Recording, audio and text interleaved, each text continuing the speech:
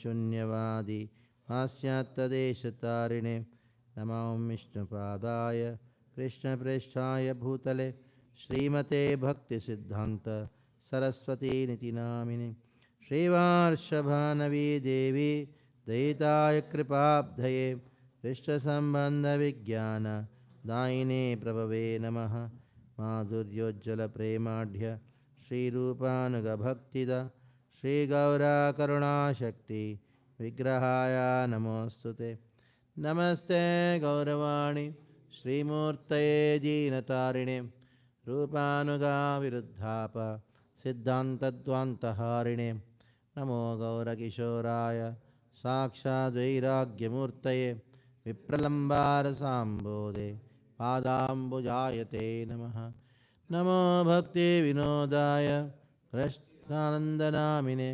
गौरशक्तिस्वरूपाय रूपानुगावरायते गौराविर्भावभूमेस्त्वं निर्देष्टा सज्जनप्रियः वैष्णवसार्वभौम श्री जगन्नाथाय ते नमः वाञ्छाकल्पतरुभ्यश्च कृपासिन्धुभ्य एव च पतितानां पावनेभ्यो वैष्णवेभ्यो नमो नमः नमो महावदन्याय कृष्ण प्रेम प्रदायते कृष्णाय कृष्ण चैतन्य नाम्ने गौरत्विषै नमः पंचतत्वात्मकं कृष्णं भक्तरूपस्वरूपकं भक्तावतारं भक्ताख्यं नमामि भक्तशक्तिकं हे कृष्णा करुणा सिन्धौ दीनबन्धौ जगत्पते गोपेश गोपिकान्त राधाकान्त नमोऽस्तुते जयतां सुरतोर्पङ्गुर्मामन्दमतेर्गति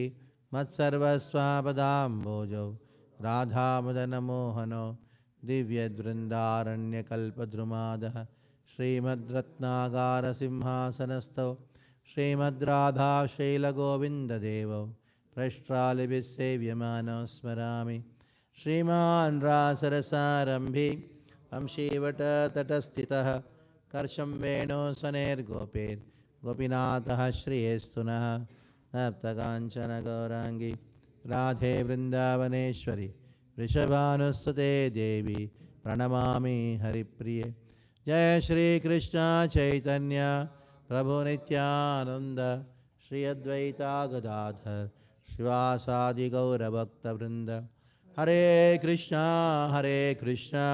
कृष्णा कृष्णा हरे हरे हरे राम हरे Ram.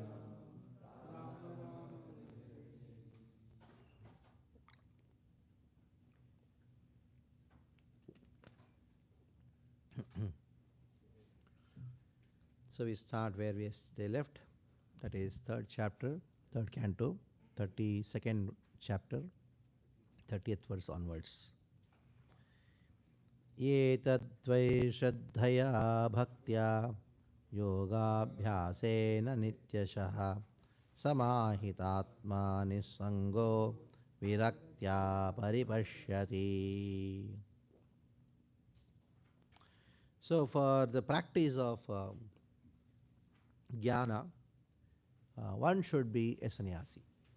Take sannyas and then come. Then only I'll teach you Vedanta. Once one Grahastha went and told Sripad Shankaracharya, I want to learn Vedanta. Then he told, take sannyas and come. Take sannyas and come. So until unless you take sannyas, there is no way of studying Vedanta. So that's why it's very difficult and not for everyone. So yetadvai shraddhaya bhaktya yogabhyasena nityashaha samahitatma nissangaha. And then comes the word viraktya. Giving up all material association, viraktya. Then only a person can perceive Brahman. So now he says that what all I have explained now, till now. Ityetat katitam gurvi jnanam tad brahma darshanam yenanubhutyate tattvam prakrite purushasya cha. Oh my dear mother, what is the meaning of gurvi? Gurvi means one who is respectable. Person is called Guru. Guru means one who is respectable, and mother is definitely respectable. Iti etat katitam. Till now, I have explained to you these points. So, what are those things which I explained to you? That Kapila is listing out to his mother. A son giving pravachan to the mother, and now he is listing out what all things he has spoken till now. So, what did he speak? Let's see. Jnanam tad brahma darshanam. Yenanubhutya tattvam prakrite purushasya cha. So first he spoke about jnana, and the jnana which leads to Brahma darshanam, that is realization of Brahman. And when you realize Brahman, Brahma tattvam, yenanubhutya, by experiencing this Brahman, tattvam prakrite purushasya cha. You know the truth about Purusha and Prakriti. So what all has been discussed till now, he has summarized, so that you understand easily. Because when you do upasamhara, when you speak something at the end, you have to conclude by repeating in summary what you have spoken. Goes further, 32. Jnana yogascha manonishto bhakti lakshana tvayorapyeka evartho bhagavat shabdha lakshana.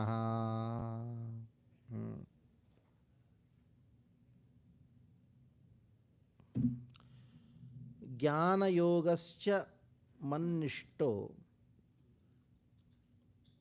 That means to practice Jnana Yoga, there should be lot of nishtha. Nirguno bhakti lakshanaha. Nirguno bhakti lakshanaha. Dvayor eka evartho bhagavat shabda lakshanam. Now you have the goal of Jnana as Brahman and goal of Bhakti as Bhagavan. That is Bhagavat shabda lakshanaha. In one sense, both have similar goals. Both have similar goals, but there is a distinction. One is tough and impossible in one sense, other is easy. So, read the purport for this particular verse. 32.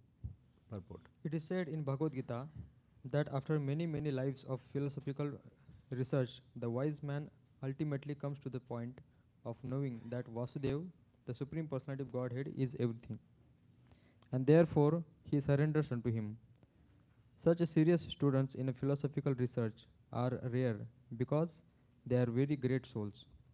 If by philosophical research one cannot come to the point of understanding the Supreme Person, then his task is not finished. His search in knowledge is still to be continued until he comes to the point of understanding the Supreme Lord in devotional service. The opportunity for direct touch with the personality of Godhead is given in Bhagavad Gita, where it is said that those who take to other processes, namely the processes of philosophical speculation and mystic yoga practice, have much trouble. After many, many years of much trouble, a yogi or wise philosopher may come to him. But his path is very troublesome, whereas the path of devotional service is easy for everyone. One can achieve the result of the wise philosophical speculation simply by discharging devotional service. And unless one reaches the point of understanding the personality of Godhead by his mental speculation, all his research work is said to be simply a labor of love. The ultimate destination of the wise philosopher is to merge in the impersonal Brahman. But that Brahman is the effulgence of the Supreme Person. The Lord says in Bhagavad Gita 14.27, Brahmanohi pratishthyaham amritasya vyesacha. I am the basis of the impersonal Brahman, which is indestructible and is the supreme bliss. The Lord is the supreme reservoir of all pleasures, including the Brahman pleasure. Therefore, one who has unflinching faith in the Supreme Personality of Godhead is said to be already realized in impersonal Brahman and Paramatma. So the goal is one, it means both are merged. One is merged in Brahman, other is merged in Bhagavad Prema. Both are merged. But the experience is different. Like the famous words, Brahmanoi Pratishtaham, Amrutasya cha, Avyasya cha, Shashvatasya dharmasya, Sukasya ekantikasya cha. Ekantiki Sukha is Brahman realization is that you are there and nobody else is there. That is called Ekantiki Sukha. And in Krishna, Prema, Bhakti, there is also Ekantiki Sukha. What is it Sukha? That I am with Krishna. I am with Krishna and there is only interaction of love between me and Krishna. Next. Yathendriyai pritagdvarer arto bahugunashrayah eko nanyeta tadvad bhagavan shastra vartmabihi.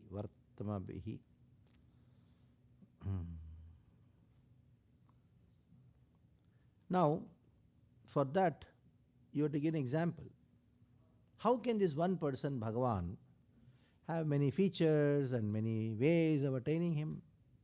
For that, there is an example given. What is that example? Yatha indriyaihi pritagdvarer artho bahugunashrayaha. There is one object. And it has got many qualities.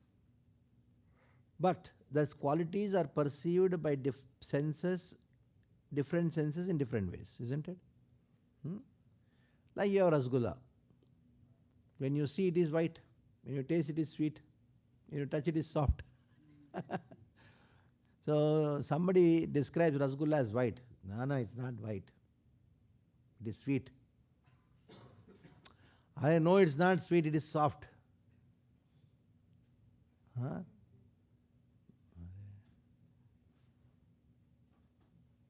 So the same rasgulla has been described by different senses in different ways. The same way, one Bhagavan, just imagine, rasgulla can have controversy. When you describe a rasgulla, it can have a controversy. Then what to speak? So somebody, so many controversies are there. Yeah, it's nice. It's the nature of the Supreme Lord is to have contradictory qualities. So milk has form and taste. In the same way, they are pritagdvaraihi. Some say the milk is white and the tongue says it is sweet. Oh, the touch says it is cool. The ear says, oh, I heard it is called milk, and so many things. In the same way, that one person, God, is perceived in different ways. Okay? Read the purport. Appears by following the path of Jnana Yoga or empirical philosophical speculation, one reaches the impersonal Brahman. Whereas by executing devotional service in Krishna consciousness, one enriches his faith in and devotion to the Supreme Personality Godhead. But it is stated here that both Bhakti Yoga and Jnana Yoga are meant for reaching the same destination, the Personality of Godhead. By the process of Jnana Yoga, the same Personality of Godhead appears to be impersonal, and the same object appears to be different when perceived by different senses. The same Supreme Lord appears to be impersonal by mental speculation. A hill appears cloudy from a distance, and one who does not know may speculate that the hill is a cloud. Actually, it is not a cloud, it is a big hill. One has to learn from authority that the sight of a cloud is not actually a cloud but a hill. But if one makes a little more progress, then instead of a cloud, he sees the hill and something green. When one actually approaches the hill, he will see many varieties. Another example is in perceiving milk. When we see milk, we see that it is white. When we taste it, it appears that milk is very palatable. When we touch milk, it appears very cold. When we smell milk, it appears to have a very good fragrance. And when we hear, we understand that it is called milk.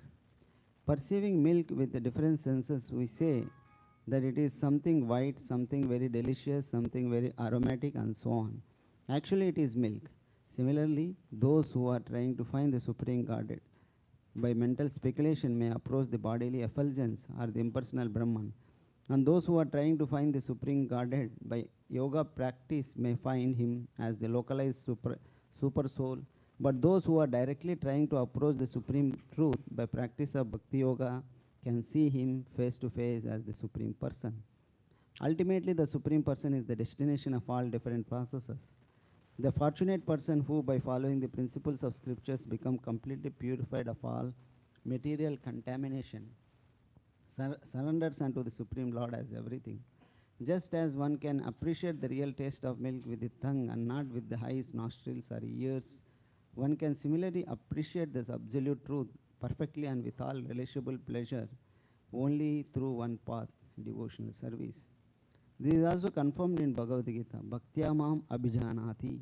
If one wants to understand the absolute truth in perfection, he must take to devotional service. Of course, no one can understand the absolute truth in all perfection. That is not possible for infinitesimal living entities. But the highest point of understanding by the living entity is reached by discharge of devotional service, nor otherwise. By following various scriptural paths, one may come to the impersonal effulgence of the Supreme Personality Godhead. The transcendental pleasure derived from merging with or understanding the impersonal Brahman is very extensive because Brahman is Ananta. Tad Brahma Nishkalam Anantam Brahmananda is unlimited. But that unlimited pleasure can also be surpassed. That is the nature of transcendence. The unlimited can be surpassed also on that higher platform is Krishna. When one deals directly with Krishna, the mellow and the humor released by reciprocation of devotional service is incomparable, even with pleasure derived from transcendental Brahman. Prabodhananda Saraswati therefore says that Kaivalya, the Brahman pleasure is undoubtedly very great and is appreciated by many philosophers. But to a devotee who has understood how to derive pleasure from exchanging devotional service with the Lord, this unlimited Brahman appears to be hellish. One should try, therefore, to transcend even the Brahman pleasure in order to approach the position of dealing with Krishna face to face. As the mind is the center of all activities of the senses, Krishna is called the master of the senses, Rishikesha. The process is to fix the mind and Rishikesha or Krishna, as Maharaj Ambarish did, Savai Manaha Krishna Padaravinda Yoho. Bhakti is the basic principle of all processes. Without Bhakti, neither Jnana Yoga nor Ashtanga Yoga can be successful unless one approaches Krishna. The principles of self-realization have no ultimate destination. So, if I see the milk, then I say it's white. When I touch the milk, it is cool. When I taste the milk, it is sweet. But all these experiences of the senses are registered in the mind. The mind understands that what whiteness, what sweetness, what coolness is all about the milk only. So in the same way, by bhakti, you can realize Krishna in full, whereas by other process, you can realize Krishna only in partial way. So mind can realize the sense object in full, whereas senses can realize in acquainted perception. That's the whole story. That is why Savaivana Krishna Padarande, all these things words comes. Next. Kriyaya kratu bedane tapaswadhyaya marshane atmendriya jayenapi sanyasena cha karmanam yogena vividangena bhakti yogena jaivahi dharmeno bhayachinnena ya pravritti nivrittiman atmadatvavabodena vairagyena dridena cha iyate bhagavan ebihi sakguno nirguna swadrik. So some activities like pious activities like What are they? Kriyaya. Kratubihi means sacrifice. Danaihi means charity. Tapaha, austerity. Swadhyaya, study of Vedic literatures. And Marshanaihi means discussion on the Vedic literatures. And Atmendriya Jayenapi, by control of the mind and senses. And Sanyasena cha karmanan, giving up all the duties, all the materialistic duties. Then Yogena, by practice of Stanga Yoga. Yogena, Vividangena, Bhakti Yogena Chaivahi. By addition of Bhakti in that. Dharmena ubhaya chinnena. Dharma has got ubhaya chinna. Ubhaya, two kinds of dharmas. That is sakama and nishkama. That is the path of enjoyment, path of liberation. Ubhaya dharmena ubhaya chinnena. Iha, that is pravrutyam, iha pravrutyam nivrittim. Then atma tattva bodhena, understanding the nature of atma. Vairagyena, by detachment. Vairagya dridena cha iyate bhagavan ebihi. Iyate bhagavan, the Lord is perceived as what? Saguno nirguno swadrik. Saguna bhagavan, nirguna brahman. Swadrik means seen. Iyate bhagavan ebihi saguno nirgunaha.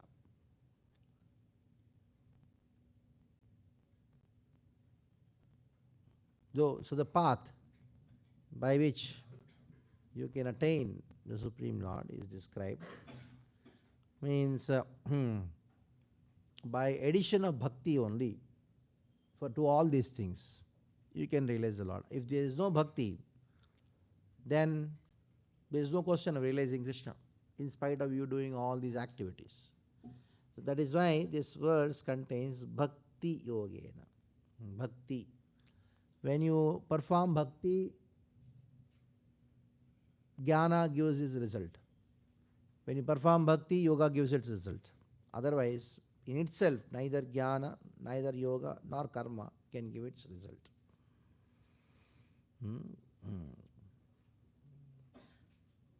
Next, 37. Yeah. Kriya, the first word. So nowadays Kriya Yoga is very famous. Which? Very famous. Many things are famous. Hatha Yoga is also famous. Many things are famous, but they don't know what they are talking about. So, one person told, these days I am doing transcendental meditation. Then I told, you are meditating on whom?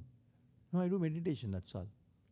You should know now whom you are meditating on, what you are meditating on. No, I don't know. I do meditation. When you say meditation, that means there should be object of meditation, isn't it? Then I told, actually you are not doing transcendental meditation, you are sleeping very nicely.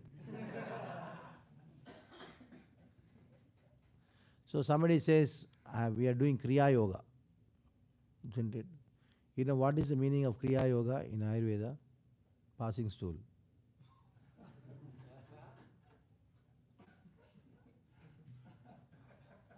क्रिया हो गया?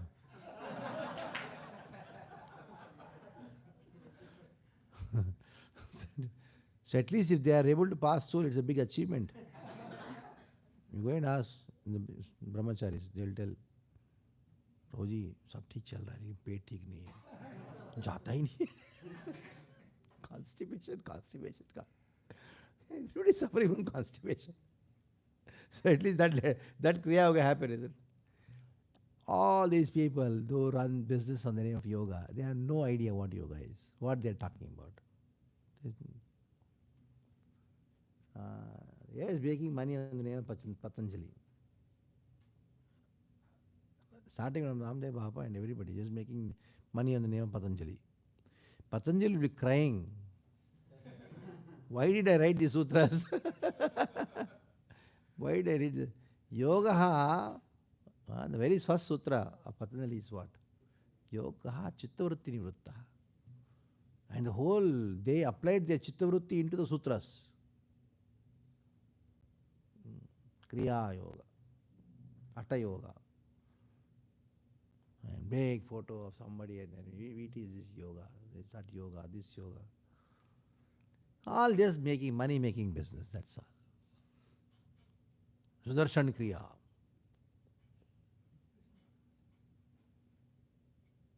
Transcendental meditation, that yogi, this yogi, it's all just bogus. No, why don't they just study Bhagavatam? Just study Bhagavatam and be happy. Next, let's see what he says. Pravocham bhakti yogasya swarupam te chaturvidam kalasya cha vaktas jagater yontardhavati jantushu. So I explained Provacham, I not just spoke, Provacham, I explained to you 4. Bhakti yogasya swarupam chaturvidam. What are the 4? Tamasika, Rajasika, Satvika, and Nirguna. Bhakti.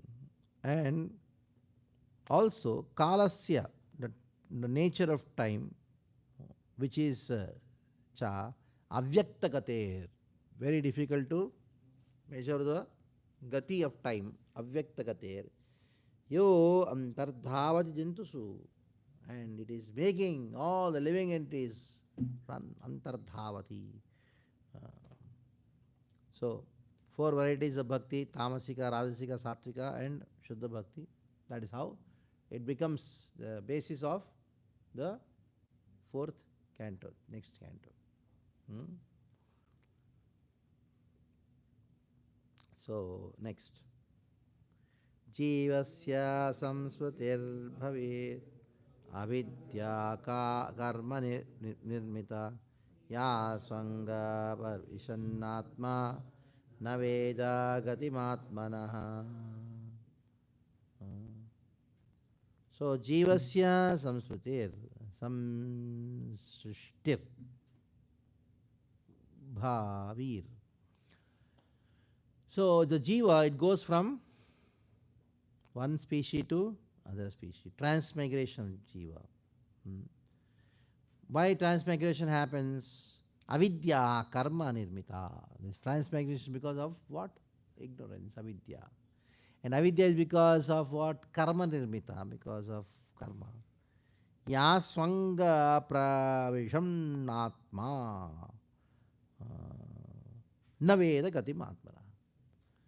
So this person or jiva is transmigrating. He doesn't know the gati.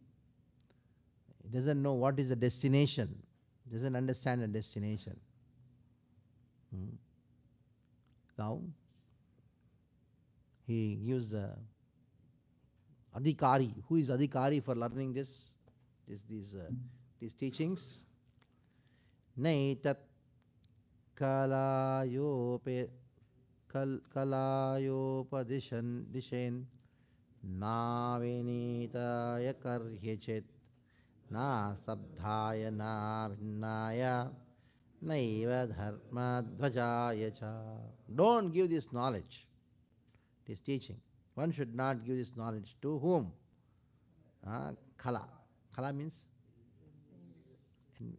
those who are evil motives, kala. And others, those who are na vinitaya, one who is not very good in his behavior, not humble, a student. Na stabdhaya, one is very proud. Hey, सिखाओ मुझे. हाँ, नहीं सिखाएगा, देख लूंगा. सब्धाया. Na bhinnaya.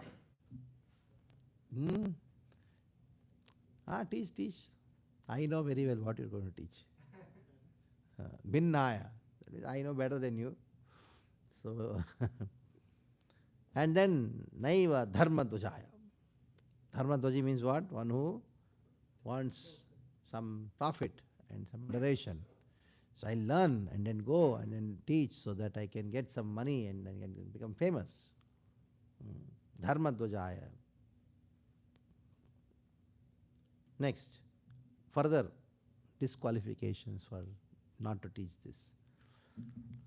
Na lolopayopedeshan na griharuda chetase na bhaktya cha me jatu na madbhakta tvishamapi.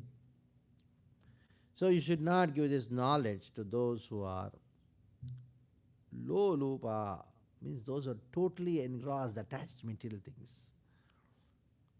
And na griharudha chetasa.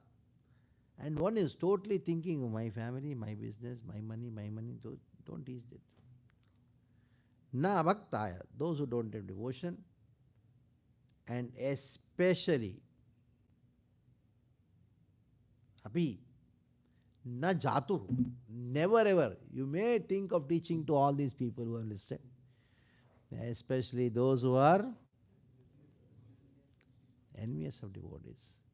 Madbhakta, na madbhakta dvishamapi. One who is dvisham, one who hates. It may happen out of some other error or intention. You may instruct sometimes some people. But those who are envious of devotees, never ever teach them. So because they are very, very difficult. Read the purport.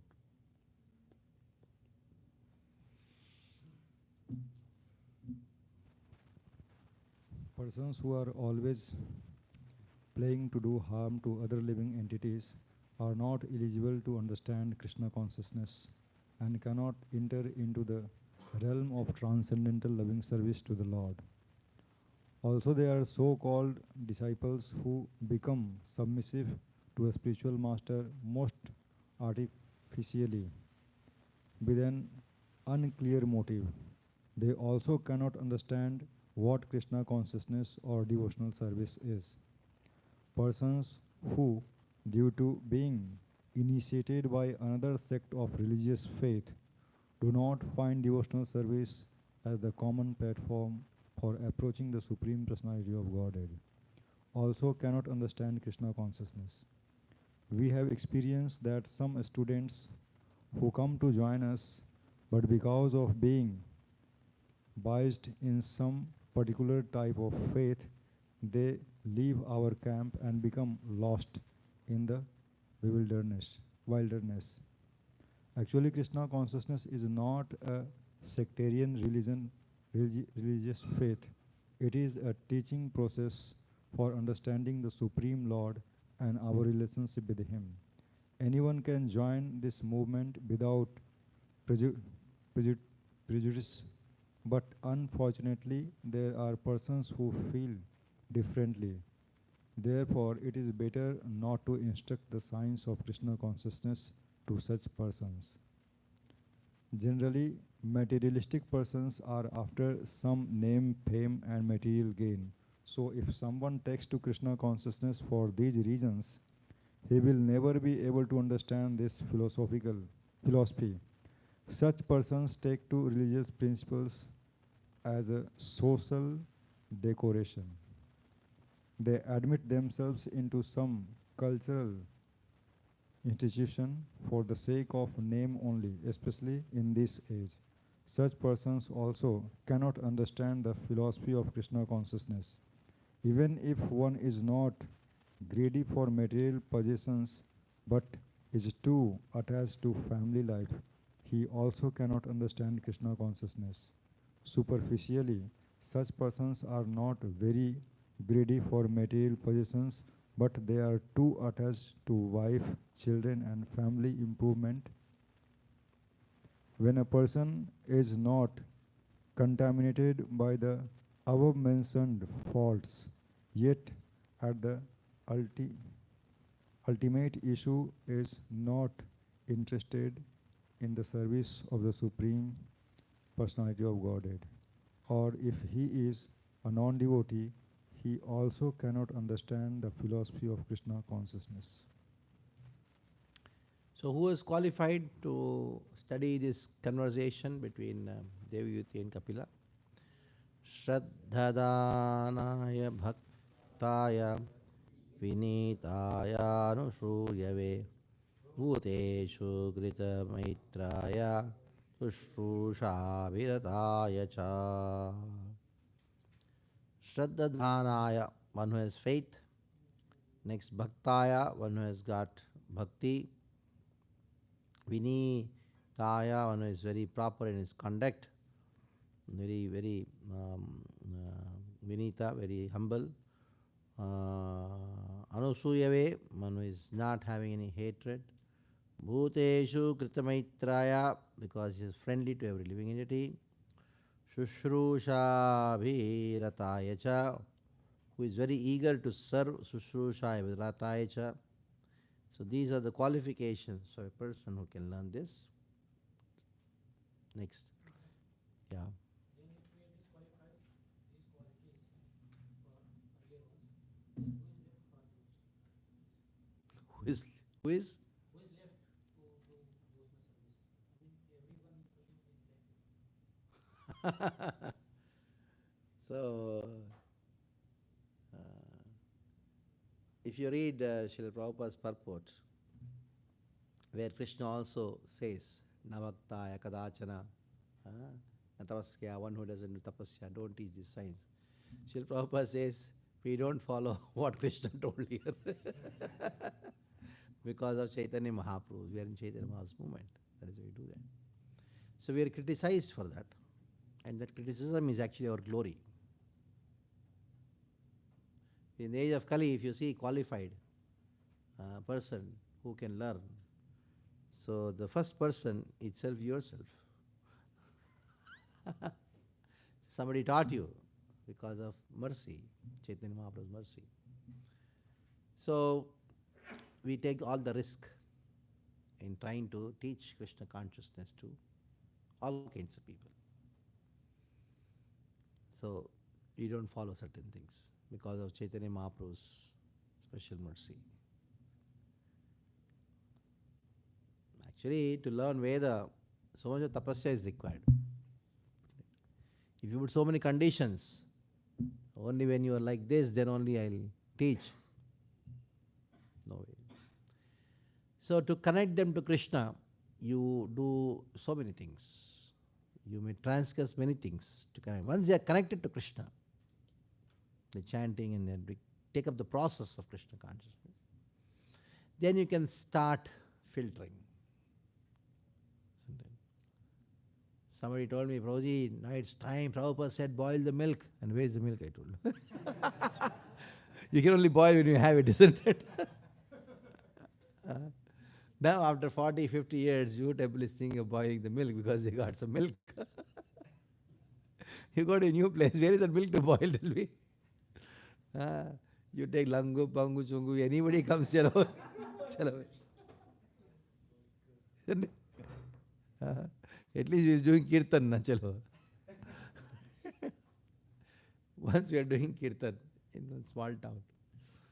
So one person, one devotee told me, Prabhuji, ये मृदंग बजा पर ये लड़का बजा बराबर बज नहीं रहा है, कुछ तो बजा रहा है, इधर कौन मिलेगा आपको मृदंग, किसका मिलेगा, मुझे नहीं आता, तुमको भी नहीं आता, कुछ तो पीट रहा है, पीटे तो. If you talk about raag and tal, it doesn't work. So maybe after 5-10 years of preaching that place, you may get some mridang teacher, train them. So what you do? So it's, isn't it? So just take anybody next. Just somebody told, what is the qualification? Just a desire to do bhakti itself is qualification. If you see other qualifications, it's actually, if you see who is qualified to be in ISKCON, there's only one person, Srila Prabhupada. See, one person is qualified. Fact. So when somebody asks Prabhupada, now, this your movement is meant for whom? Then he told the man in the street. Anybody on the street, anybody can come, anybody. So that is Chaitanya Mahaprabhu's speciality. But after they come and then take up practices of serious practices and commitment, then you start putting the filters. If you put the filter in the beginning itself, you'll only have filter, nothing else. No coffee.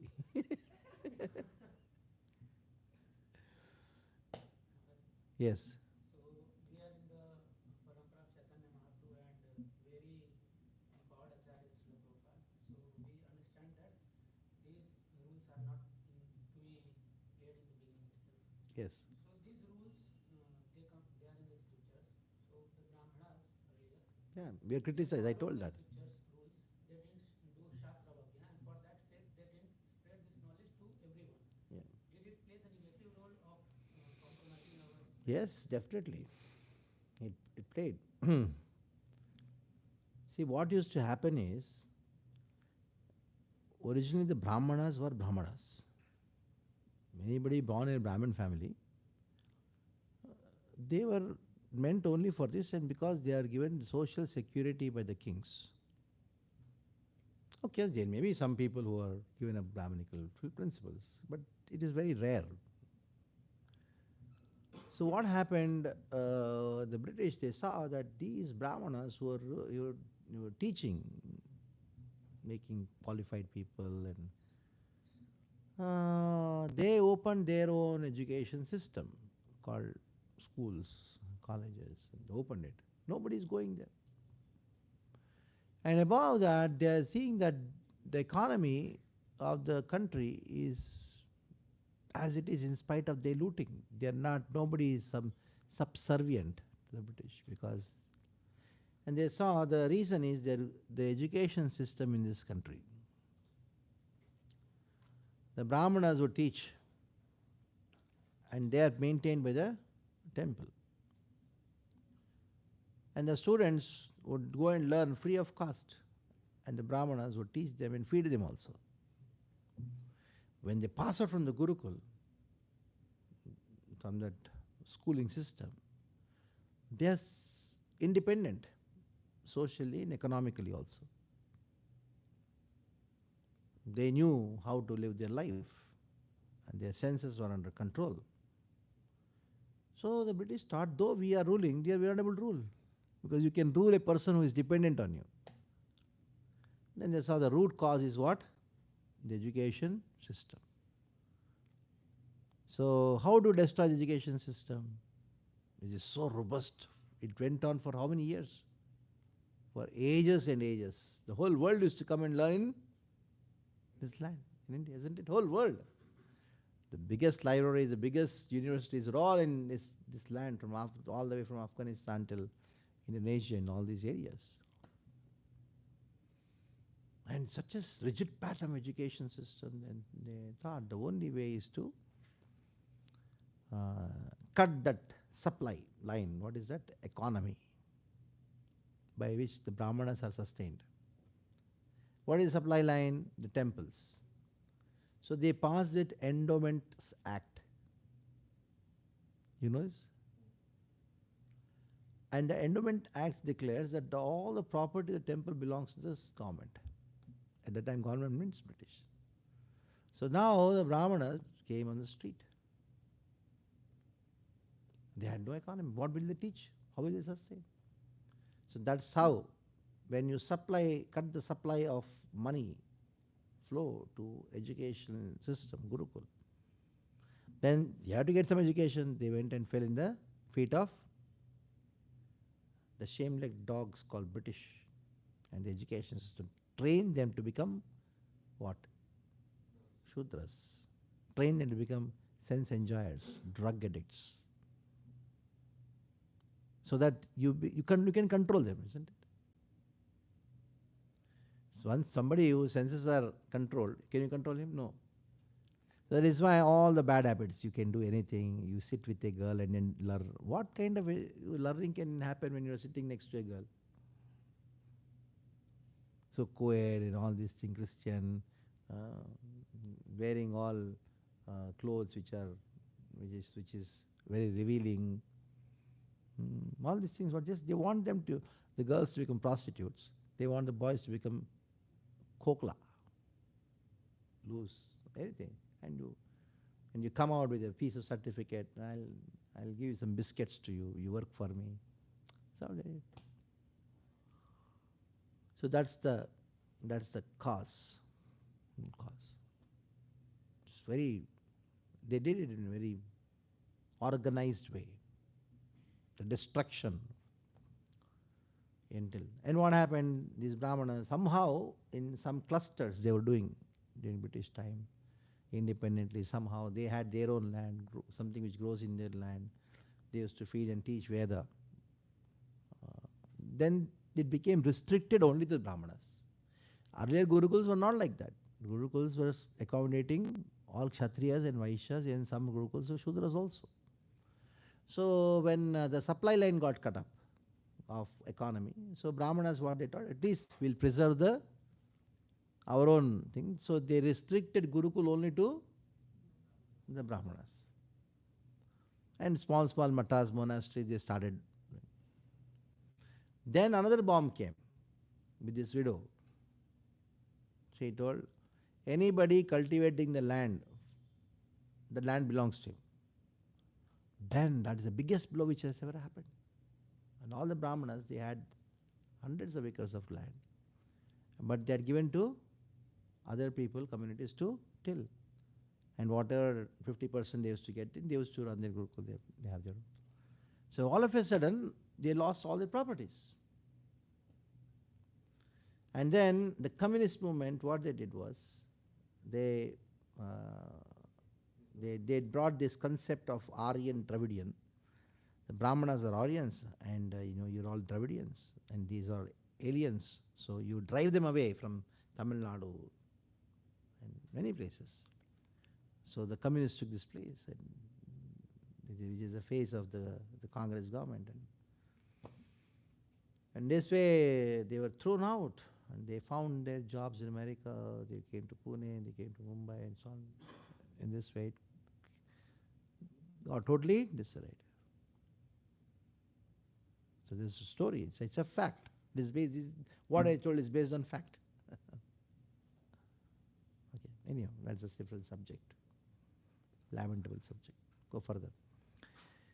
Bahirjata viragaya shanta chittaya dhiyatam nirmatasyasu chaye yasyaham preyasam priya.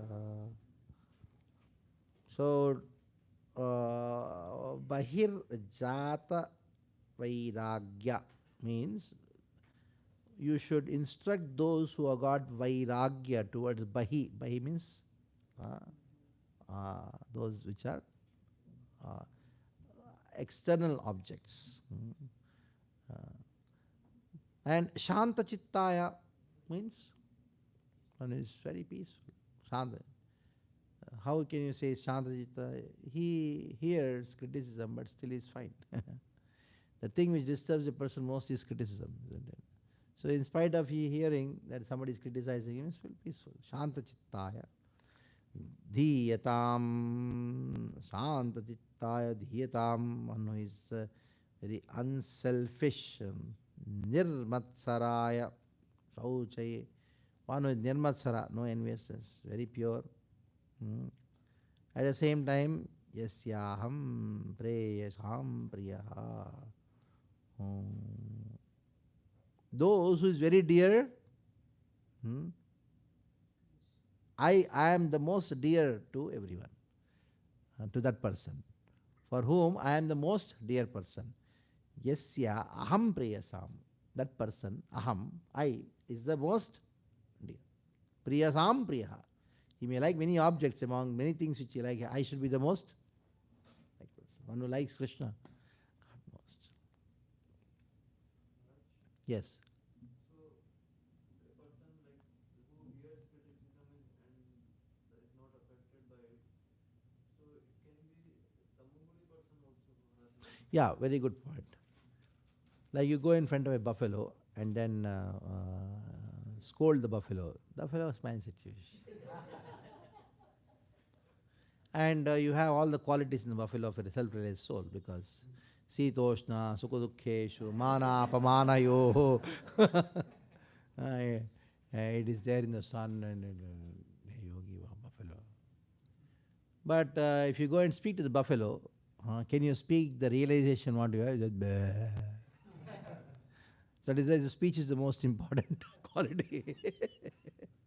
So Tamaguda and liberated soul, they seem to be the same, but they are not the same because the experience is different.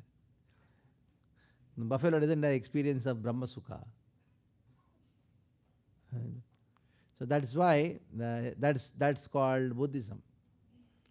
To inject tamas in your consciousness, by which you seem to be self-realized. And that's called Buddhism. So what is that tamas? Atheism. And gradually, over a period of time, that injecting atheism or tamas, that cannot be sustaining. It's not sustainable. So it takes a form of drugs. Drug addict. So why drug addiction became is become very famous in Prabhupada went to America, because they are all Buddhist. They are reading Buddhist scriptures. So drugs and Buddhism go hand in hand. Because both are tamas. The tamasic philosophy is subtle, Buddhism in the form of Buddhism. That becomes, when it becomes gross, it becomes tamas. What is that? Okay, got it? Yes. Application also, like as a practicing devotee, some person may give me some advice or criticize me in my authority, and I can be not affected by it, thinking that I am liberated or all. So that the tamas effect can be in a practicing devotee like me also. So how to identify it? It is That means you are so self-realized that you are using tamas in Krishna's service. Using tamas in Krishna's service, no problem. Like Krishna used Vasuki for churning. He entered the tamas. He empowered Vasuki with enough tamas, by which the Vasuki would not feel the pain, isn't it? So using tamas and being in tamas, both are different. Using tamas, buffalo is in tamas. A self-realized soul like Prabhupada can use tamas.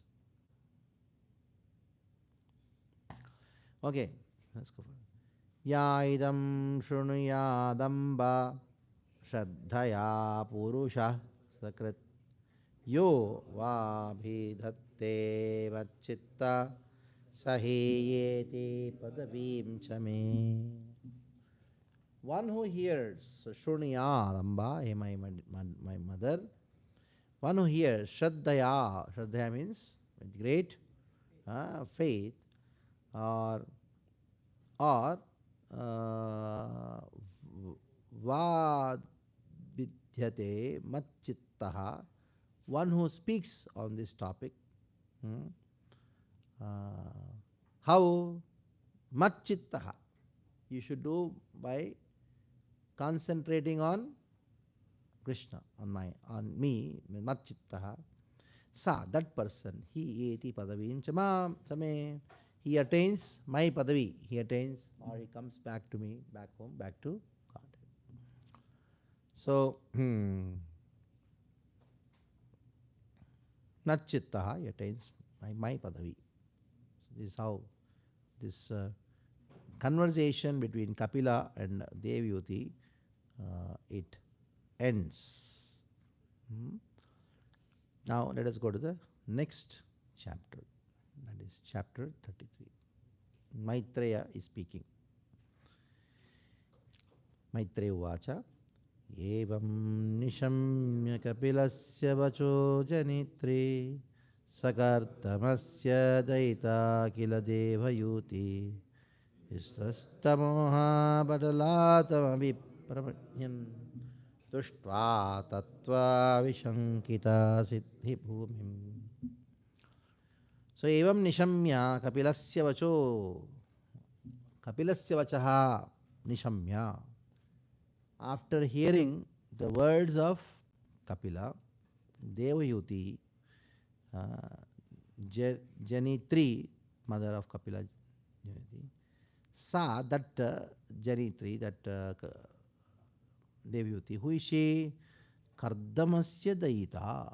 Who is she? The wife of Kardama.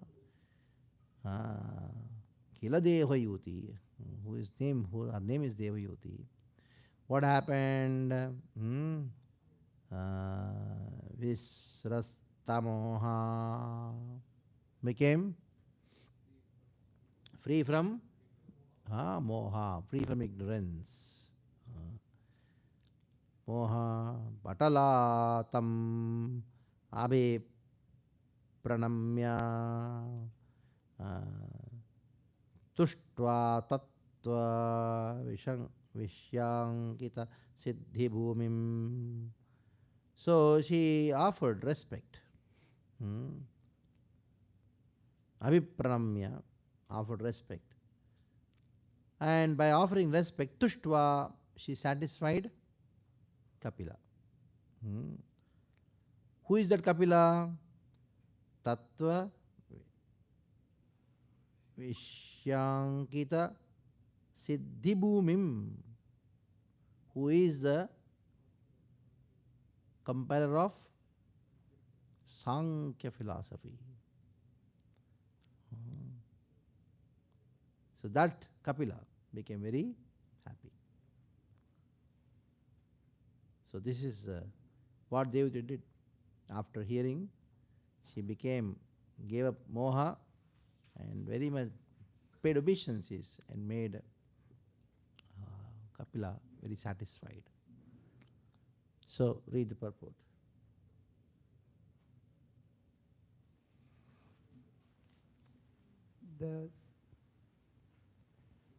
The system of philosophy enunciated by Lord Kapila before his mother is the background for situation on the spiritual platform. The specific significance of this system of philosophy is stated herein as Siddhi Bhumim. It is the background of salvation.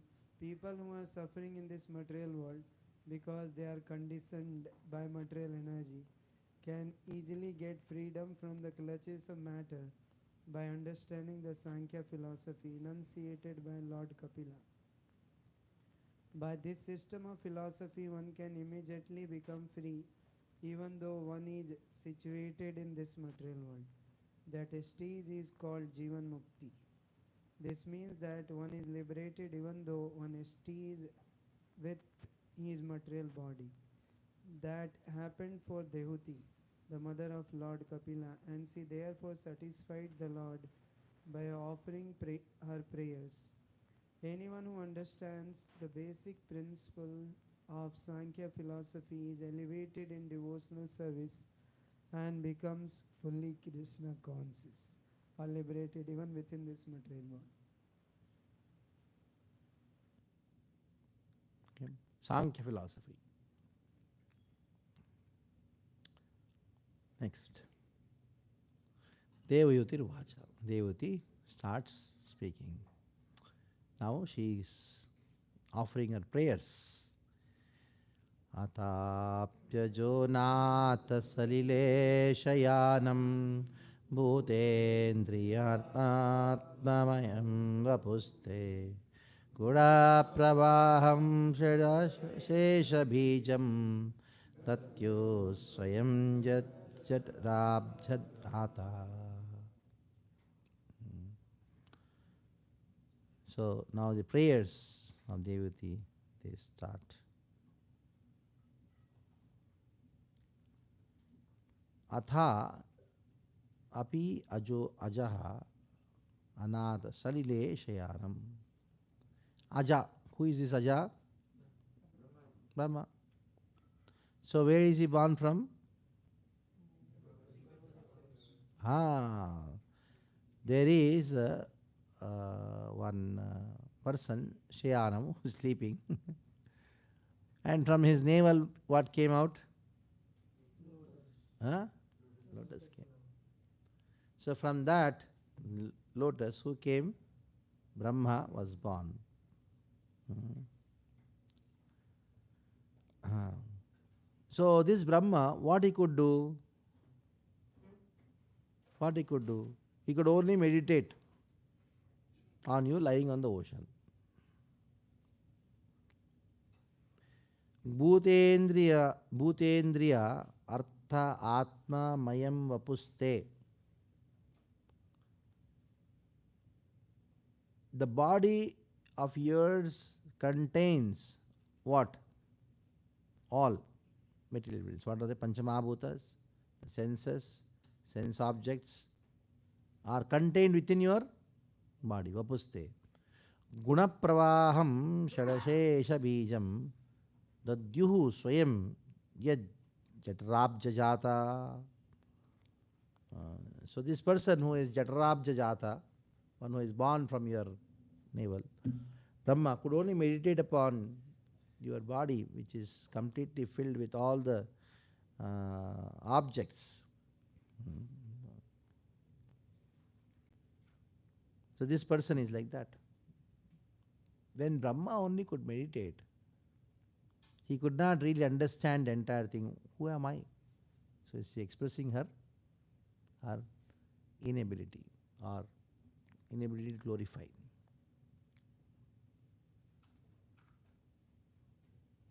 Yeah, please read the purport. Brahma is also named Aja, he who is unborn.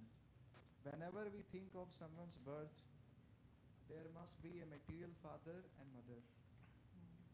For thus one is born. But Brahma, being the first living creature within this universe, was born directly from the body of the Supreme Personality of Godhead, who is known as Garbhodakshaya Vishnu. The Vishnu form lying down in the ocean at the bottom of the universe. Devhuti wanted to impress upon the Lord that when Brahma wants to see him, he has to meditate upon him. You are the seed of all creation, she said. Although Brahma was directly born from you, he still has to perform many years of meditation, and even then he cannot see you directly face to face. Your body is lying within the vast water at the bottom of the universe, and thus you are known as Garbhodakshaya Vishnu. The nature of Lord's gigantic body is also explained in this verse. That body is transcendental, untouched by matter. Since the material manifestation has come from his body therefore existed before the material creation. The conclusion is that the transcendental body of Vishnu is not made of material elements. The body of Vishnu is the source of all other living entities, as well as the material nature, which is also supposed to be the energy of that Supreme Personality of Godhead.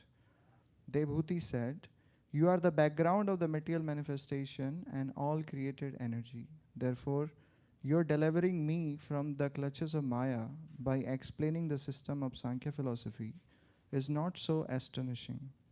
But your being born from my abdomen is certainly wonderful, because although you are the source of all creation, you have so kindly taken birth as my child. That is most wonderful. Your body is the source of all the universe, and still you put your body within the abdomen of a common woman like me. To me, that is most astonishing." So she expresses her humility, at the same time very astonished.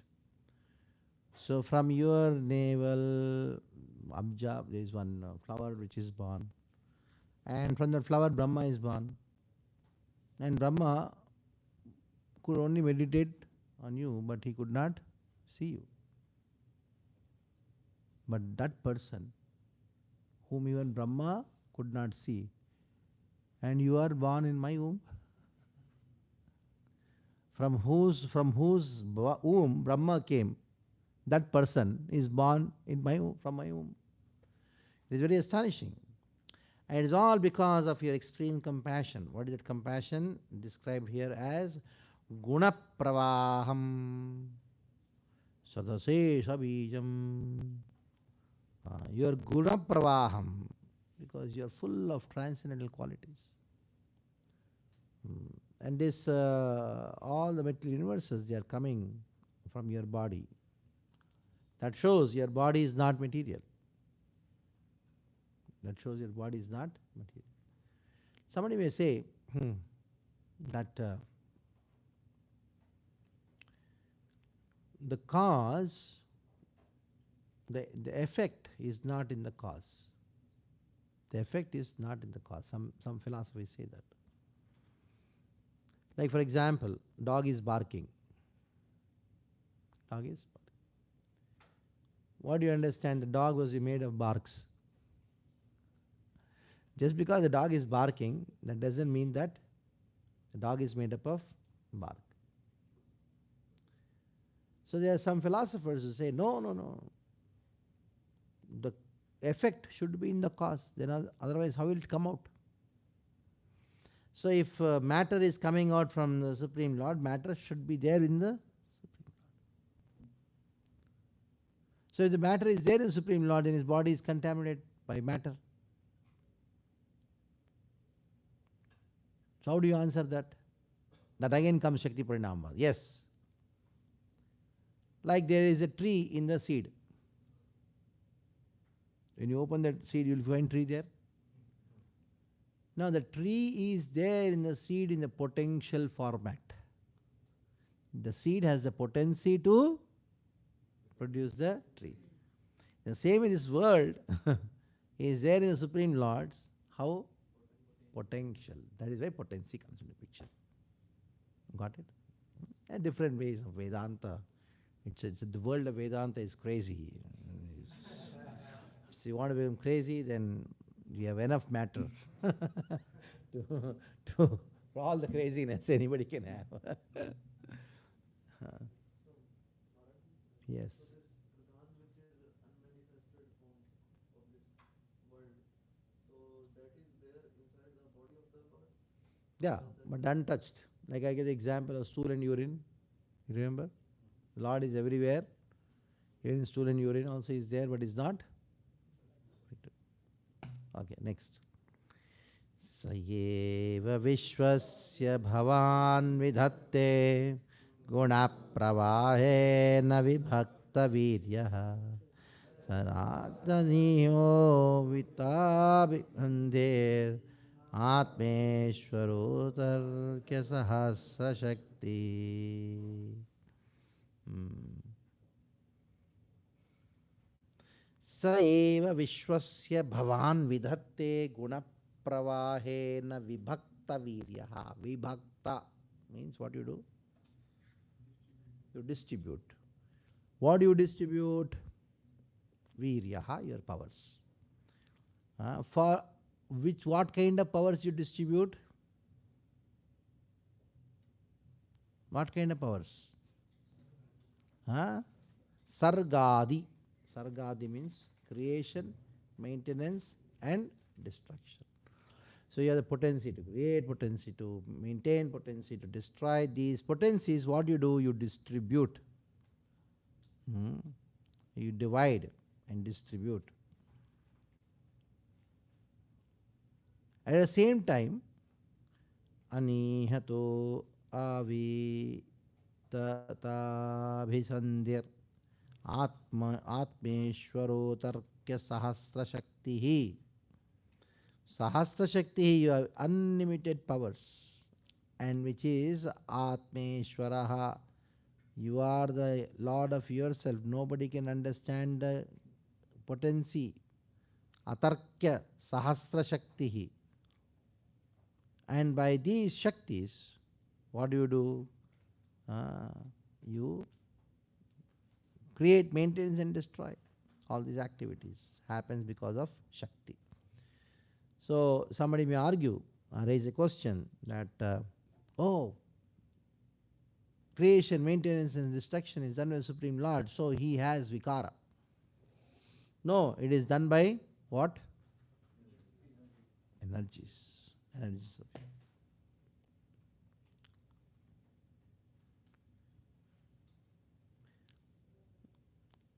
So in this way, you create the world and you are the world, because this world is non-different from your energy.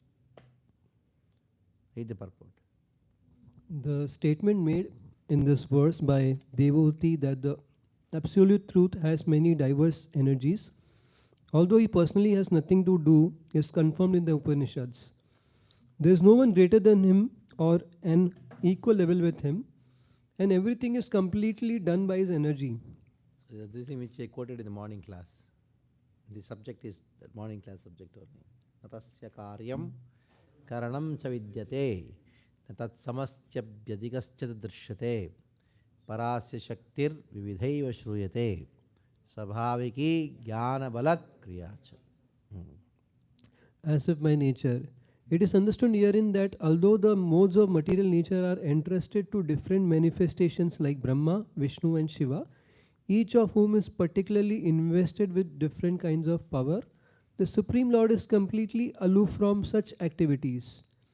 Devati is saying, although you personally are not doing anything, your determination is absolute. There is no question of your fulfilling your will with the help of anyone else besides yourself.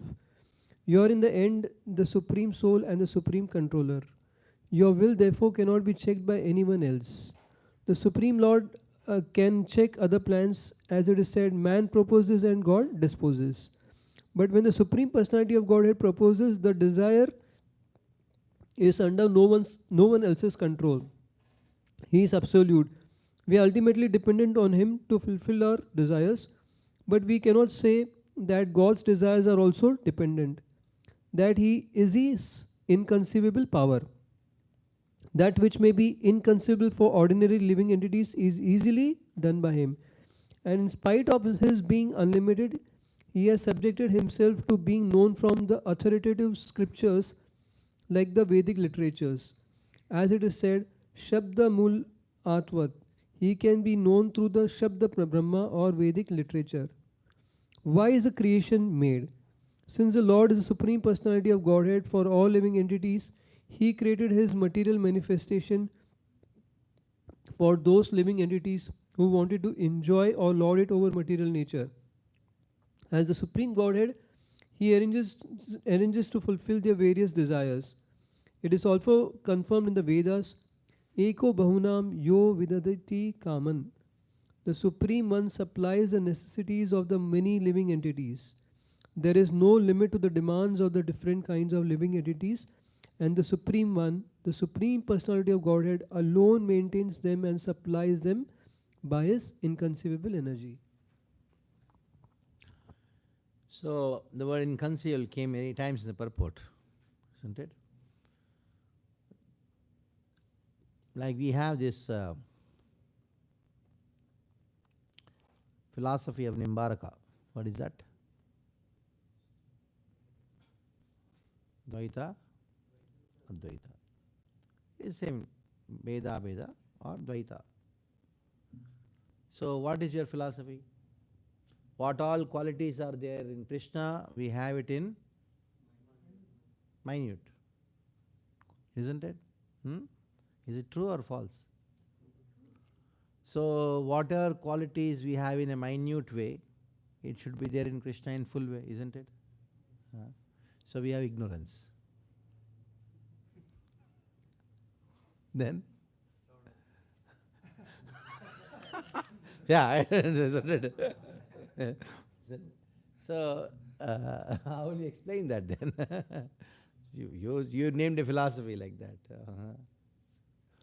So then you say, no, contra thing is not true. Vice versa may not be true.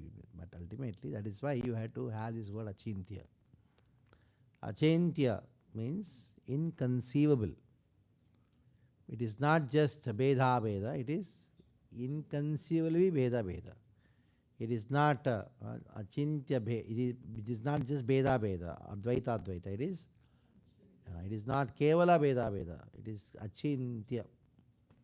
Inconceivable, that's all. Inconceivable potencies. It's not just potencies, they are inconceivable.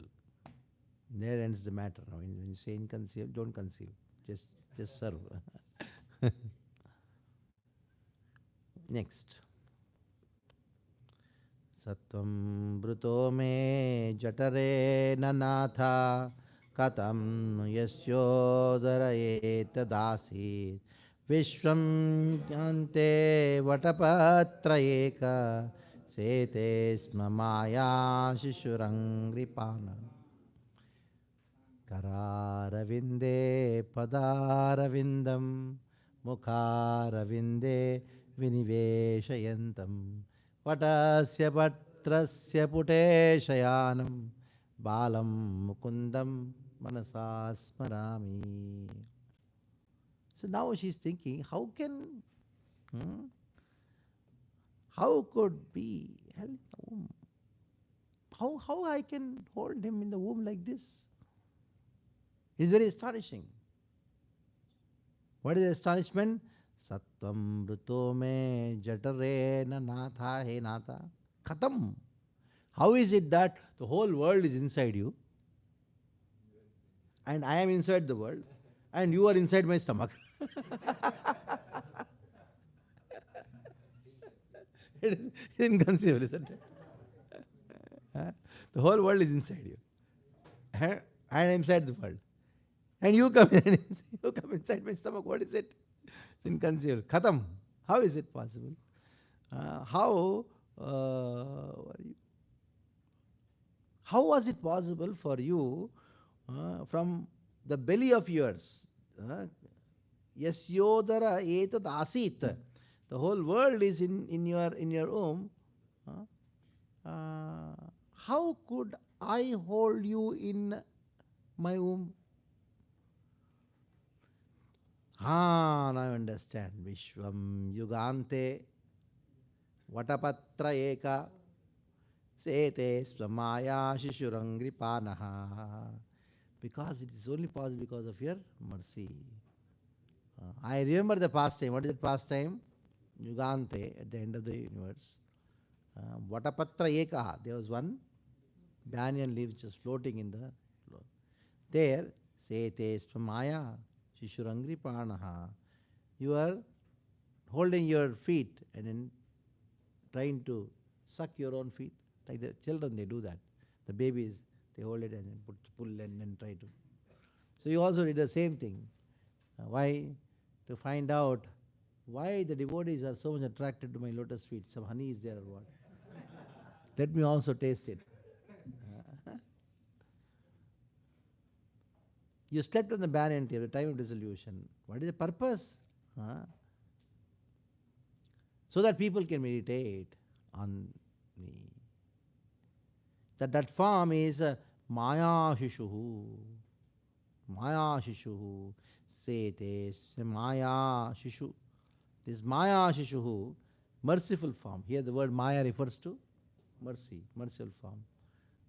And these pastimes are very suitable. Nice.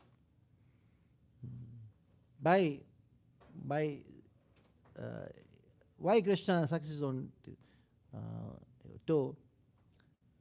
So why people give up everything and come to my lotus feet? In this way, you experience the taste of your own lotus feet. Read the purport. At the time of dissolution, the Lord sometimes appears with a small baby lying on the leaf of a banyan tree, floating on the devastation water. Therefore, the devotee suggests, your lying down within the abdomen of a common woman like me is not so astonishing. You can lie down on the leaf of a banyan tree and float on the water of devastation as a small baby. Therefore, it is not very wonderful that you can lie down in the abdomen of my body. You teach us that those who are very fond of children within this material world and who therefore enter into marriage to enjoy family life with children can also have the Supreme Personality of Godhead as their child. And the most wonderful thing is that the Lord Himself lick His toe. Since all the great sages and devotees apply all energy and all activities in the service of the lotus feet of the Lord, there must be some transcendental pleasure in the toes of his lotus feet. The Lord licks his toe to taste the nectar for which the devotee always aspires. Sometimes the Supreme Personality of Godhead himself wonders how much transcendental pleasure is within himself, and in order to test his own potency, he sometimes the position of testing himself, takes the position of testing himself.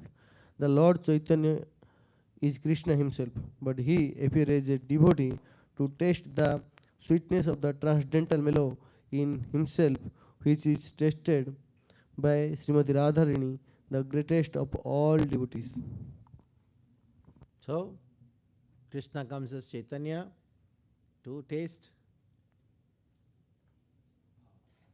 what? Who remembers the words? Hey, all brahmacharis should remember the words. Radhaya pranaya mahima kidrisho vaniva swadhyo yenadbhuta madrima kidrisho va madiyah saukyam chasya madanubhavatah kidrisham vetti lobhat tadbhavadya samajani sachigarbha sindhu harindu. So that's. So what are the three? You know the translation of these words? Krishna became greedy to find the Radhaya Pranay Mahima. He wanted to know the glory of Srimati Radharani's love for him. Number two, what is the sweetness what he has? What is the beauty what he has which he doesn't know? And what Radharani is experiencing? In what sweetness is experienced by Radharani, which he has. Krishna doesn't know his own sweetness, his own beauty. Third, Saukyam chasyam madanubhavataha. What is that sukha which is experienced by Radharani in serving me? I am accepting service, I am happy. But those who are serving me, they are more happy. I don't have the happiness of serving. Getting served, I have. That serving, I don't have the happiness. Okay, next. Tam deha tantra prashamaya papmanam nidesha bhajam cha vibho vibhute yadavatārāstava sukaradayas tatāhamapyatna topalabhyate. Tvam deha tantra prashamaya papmanam. So,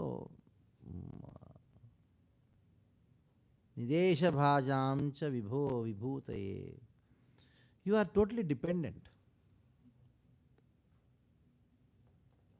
The baby is in the womb, is dependent on the mother. Sometimes you come as what? Sukaradaya. Come as a boar. So that you can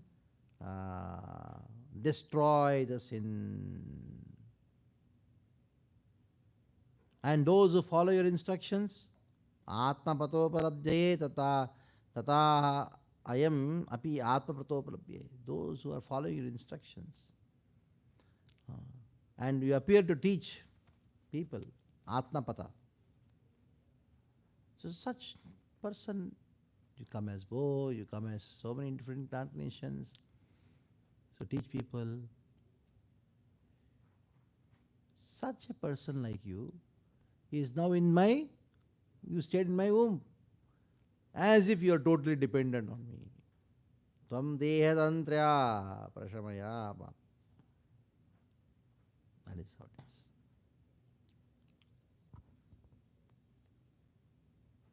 Read the purport. In the previous verses, the general transcendental qualifications of the Supreme Personality of Godhead were described. Now the specific purpose of the Lord's appearance is also described. By his different energies, he bestows different kinds of bodies upon the living entities who are conditioned by their propensity to lord it over material nature. But in course of time, these living entities become so degraded that they need enlightenment. It is stated in Bhagavad Gita that whenever there are discrepancies in the discharge of the real purpose of this material existence, the Lord appears as an incarnation. The Lord's form as Kapila directs the fallen souls and enriches them with knowledge and devotion so that they may go back to Godhead. There are many incarnations of the Supreme Personality of Godhead, like those of the boar, the fish, the tortoise, and the half man, half lion. Lord Kapil Dev is also one of the incarnations of Godhead. It is accepted herein that Lord Kapil Dev appeared on the surface of the earth to give transcendental knowledge to the misguided conditioned souls.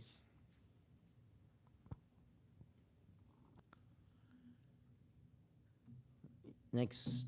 Yannamadeya Shravananukirtanat Yat Pravarnad Yat Smaranadapi Kvachit Swadopi Sadya Savanaya Kalpate Kuta Punanste Bhagavan Darshanat. I am having your darshan. Not only me, many people in this world are having darshan. Isn't it? Just imagine how fortunate these people are. And I myself am having darshan because just by namadheya, by chanting your name, shravana, by hearing your name, or doing kirtan of your name, shravananu kirtanat, one meditating, chanting, and hearing, yet praha means what? Just by paying obeisances, just by offering respect to deity, and by smaranat. What is the meaning smaranat? Yeah, somewhat, some just remembering. By doing so, when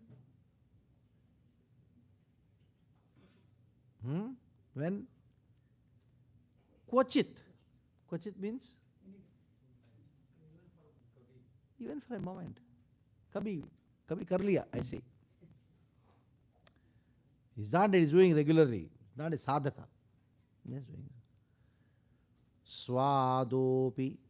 Swada means swa-adha means one who is a dog eater, one who eats dogs. Api, even though he is born in a family of dog eaters. Sadhya, savanaya kalpate, he becomes qualified to perform. Savana means Vedic sacrifices. When he will become qualified? Sadhya means immediately.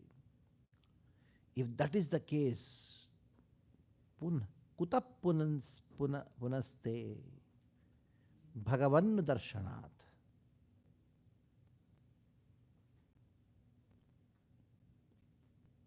So, very powerful statement.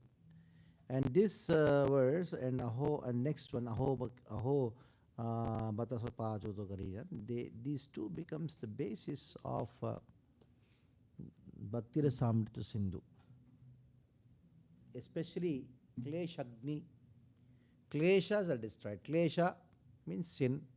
Sin at 4 levels. Aprarabdha phalam bharpam kutam bijam phalunmukam kramaine praliyanti vishnu bhakti tatmanaha. So kramaine praliyante. So gradually the 4 levels of sins are destroyed by those who are in Vishnu Bhakti.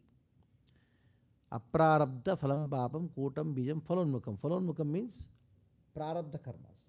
So even the prarabdha karmas are destroyed for a person who practices bhakti.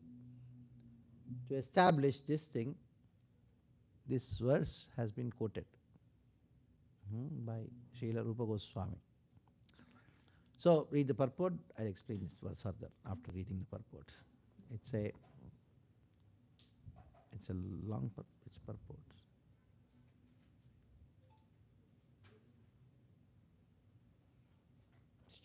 Yeah, read.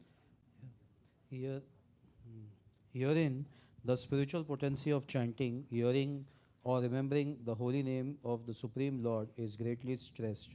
Rupa Goswami has discussed the sequence of sinful activities of the conditioned soul, and he has established in Bhakti Rasamrita Sindhu that those who engage in devotional service become freed from the reactions of all sinful activities. This is also confirmed in Bhagavad Gita. The Lord says that He takes charge of one who surrenders unto Him, and He makes him immune to all reactions to sinful activities. If by chanting the holy name of the Supreme Personality of Godhead one becomes so swiftly cleared of all reactions to sinful activities, then what is to be said of those persons who see Him face to face? Another consideration here is that persons who are purified by the process of chanting and hearing become immediately eligible to perform Vedic sacrifices. Generally, only a person who is born of a family of a Brahmins who has been reformed by the 10 kinds of purificatory processes and who is learned in the Vedic literature is allowed to perform the Vedic sacrifices. But here the word sadhya immediately is used, and Sridhar Swami also remarks that one who can immediately become eligible to perform Vedic sacrifices. A person born in a family of the low caste which is accustomed to eat dogs is so positioned due to his past sinful activities. But by chanting or hearing one once in purpose pureness or in an offenseless manner, he is immediately relieved of all the sinful reactions. Not only is the relief not only is he relieved of the sinful reactions, but he immediately achieves the result of all purificatory processes. Taking birth in the family of a Brahman is certainly due to pious activities in one's past life, but still, a child who is born in a family of a Brahman depends for his further formation upon initiation into acceptance of a sacred thread and many other reformatory processes. But a person who chants the holy name of the Lord, even if born in a family of Chandalas, dog eaters, does not need reformation. Simply by chanting Hare Krishna, he immediately becomes purified and becomes as good as the most learned Brahman. Sridhar Swami especially remarks in this connection, Anena Pujyatam Lakshate. Some caste Brahmanas remark that by chanting Hare Krishna, purification begins. Of course, that depends on the individual process of chanting, but this remark of Sridhar Swami's is completely applicable if one chants the holy name of the Lord without offense, for he immediately becomes more than a Brahman. As Sridhar Swami says, Pujatvam, he immediately becomes a respectable as most learned Brahman and can be allowed to perform Vedic sacrifices. If simply by chanting the holy name of the Lord one becomes sanctified instantly, then what can be said of those persons who see the Supreme Lord face to face and who understand the descent of the Lord as Devahuti understands Kapil Dev? Usually, initiation depends on the bona fide spiritual master who directs the disciple. If he sees that a disciple has become competent and purified by the process of chanting, he offers the sacred thread to the disciple just so that he will be recognized as 100% equal with a Brahman. This is also confirmed in the Hari Bhakti Vilas by Sri Sanatan Goswami as a base metal like a bell metal as a base metal like bell metal can be changed into gold by a chemical process. Any person can similarly be changed into a Brahman by Diksha Vidhan, the initiation process. It is sometimes remarked that by the chanting process one begins to purify himself and can take birth in his next life in a Brahman family and then be reformed. But at this present moment, even those who are born in best Brahman families are not reformed, nor is there any certainty that they are actually born of Brahman fathers. Formerly, the Garbhadhan reformatory system was prevalent, but at the present moment there is no such Garbhadhan or seed giving ceremony. Under these circumstances, no one knows if a man is factually born of a Brahman father. Whether one has acquired qualification of a Brahman depends on the judgment of the bona fide spiritual master. He bestows upon the disciple the position of a Brahman by his own judgment. When one is accepted as a Brahman in the sacred thread ceremony under Pancharatrika system, then he is Dvija, twice born. That is confirmed by Sanatan Goswami, Dvijatvam Jayate. By the process of initiation by a spiritual master, a person is accepted as a Brahman in his purified state of chanting the holy name of the Lord. He then makes further progress to become a qualified Vaishnav, which means that that's the Brahmanical qualification is already acquired. So, even a person who is born in a dog eater family, that doesn't mean he's eating dogs now.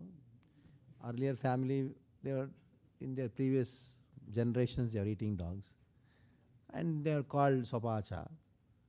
So now he chants the name.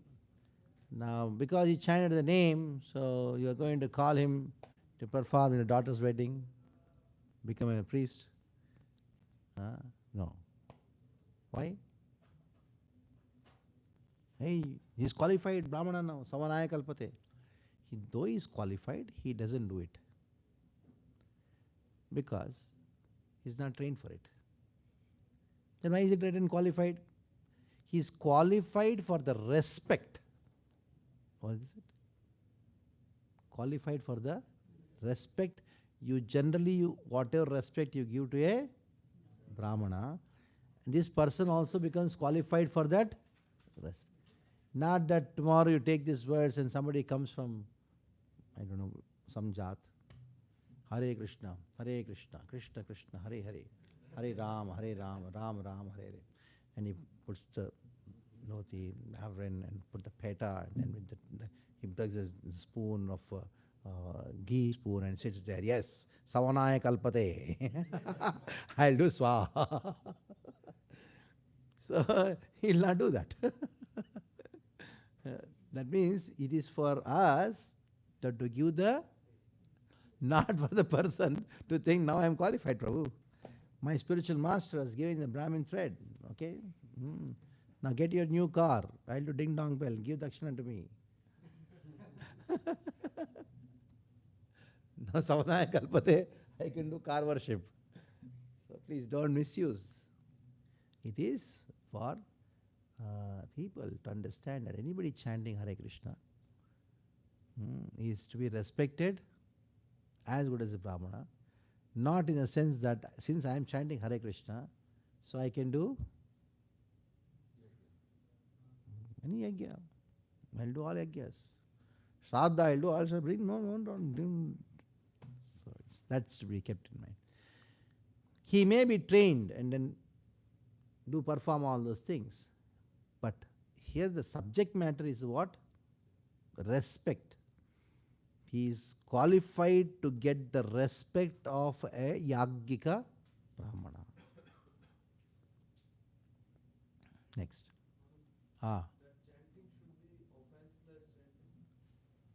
Any chanting.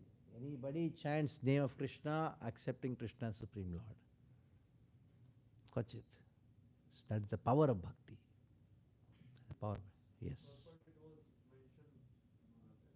What?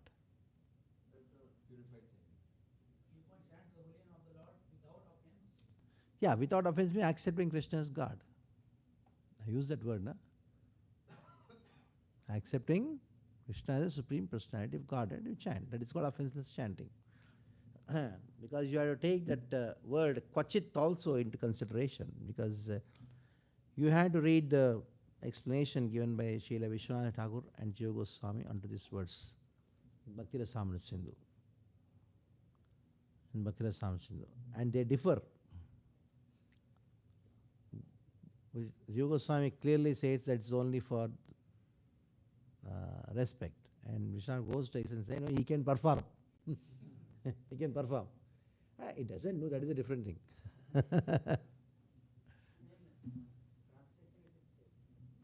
Yeah. Yeah. Eligible to perform. Yeah, that is what it is. Verse talks about Satyaha. So it's a very powerful verse. The whole Bhakti Rasamrita Sindhu actually based on this verse. Next. Yes. Yeah.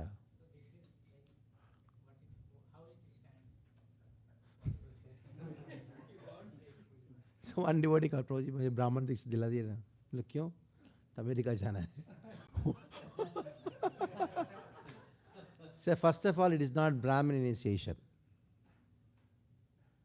It is second initiation.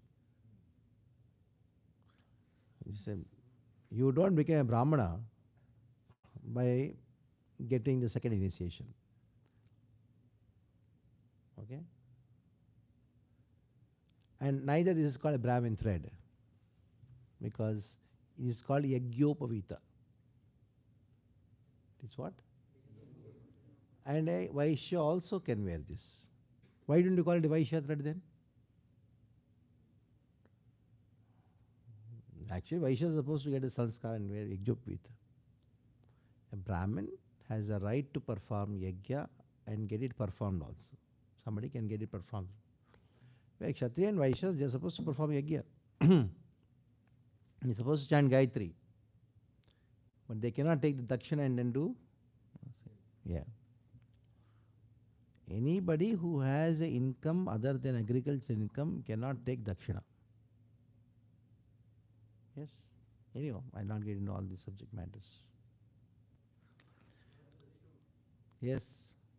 Clarify one last time.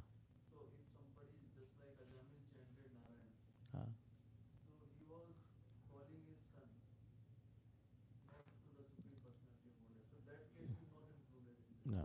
He should be chanting by knowing that I am calling. Super. Yeah. This is Krishna's name. I'm chanting. And then there are many verses in different scriptures which say that even if once somebody chants holy name, so that Helayava, that is Namabhas, you will get the bhakti, you will get the result of it. But here it is talking about what? Knowing Krishna as God, accepting as God. Okay, let's go further. I know it's very. Yeah. You were mentioning that this second initiation, not Brahman. Yeah. So second initiation is visa. Means what do you mean to say? I know it's a controversial thing, but still, since you asked the thing, you should know. How many of you are initiated? Okay. What is the initiation what you got? Which initiation you got?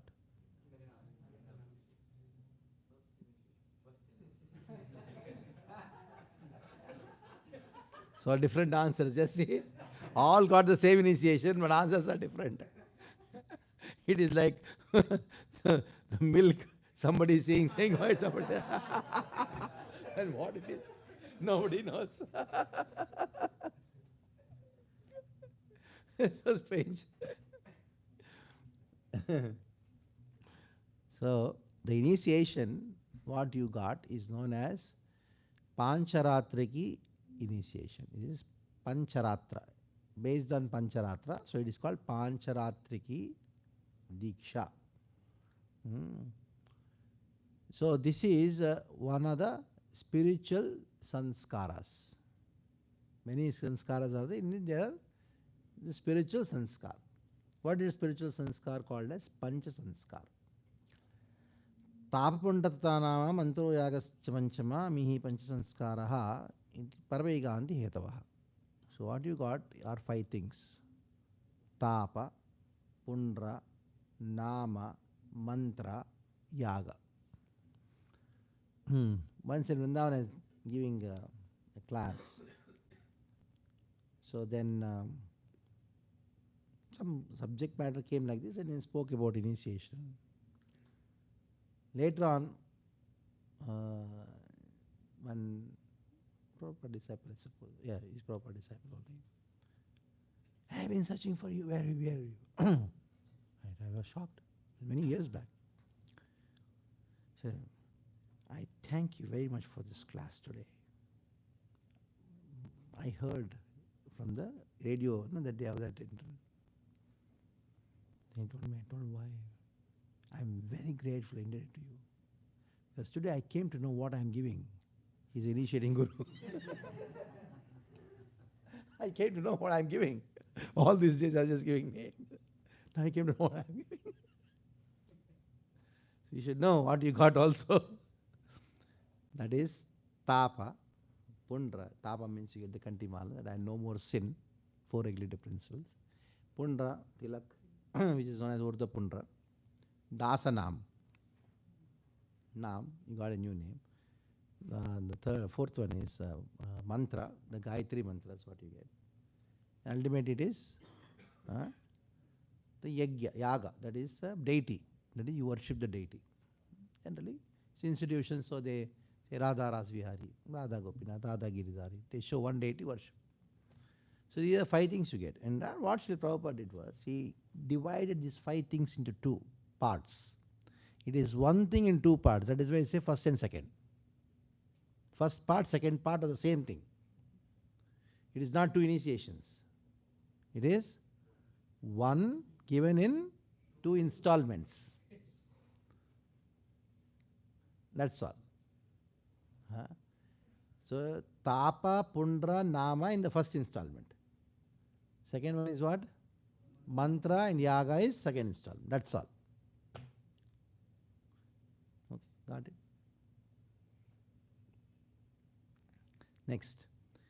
Aho bata sapachoto gariyan jagvagre vartate namatubhyam te pustapaste jursushnurarya brahma churnama grinanti ete.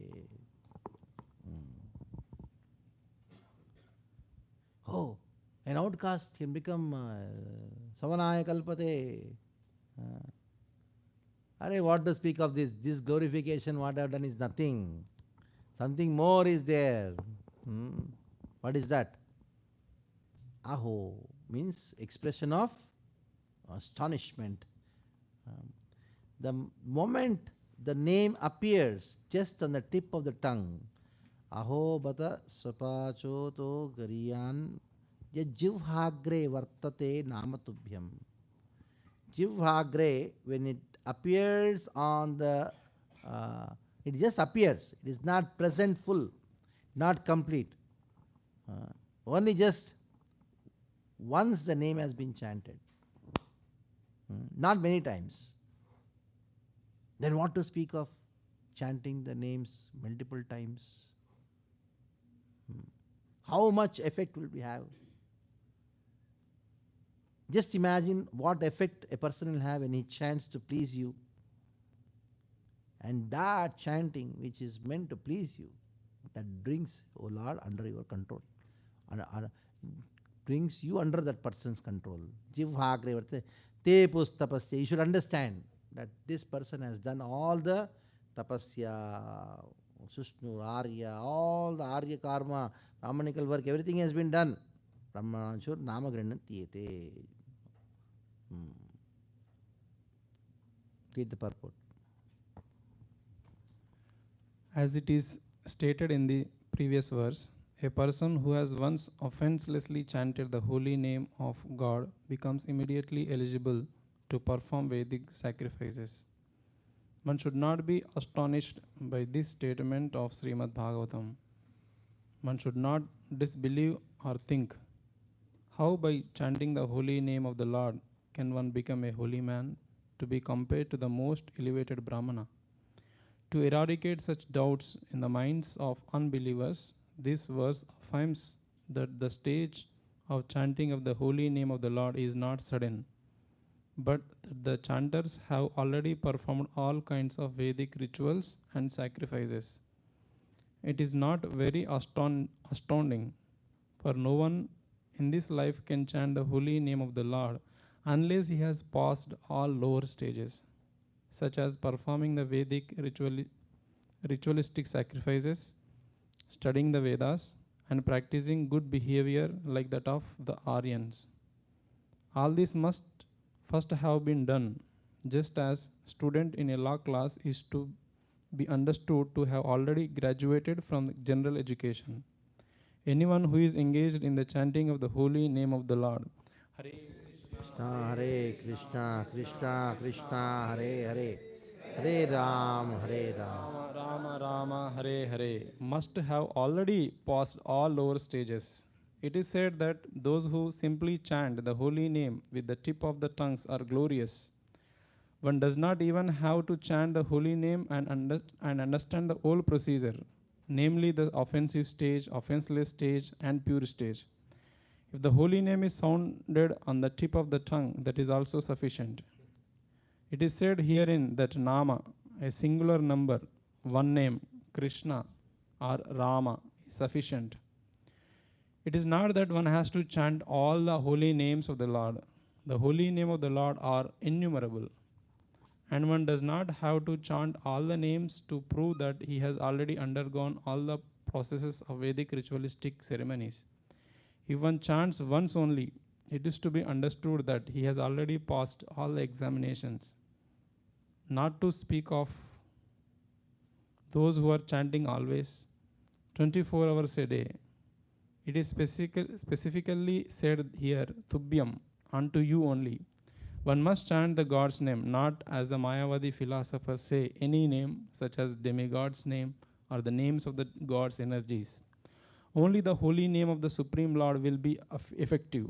Anyone who compares the holy name of the Supreme Lord to the names of the demigods is called Pashandi, or an offender. The holy name has to be chanted to please the Supreme Lord and not for any sense gratification or professional purpose.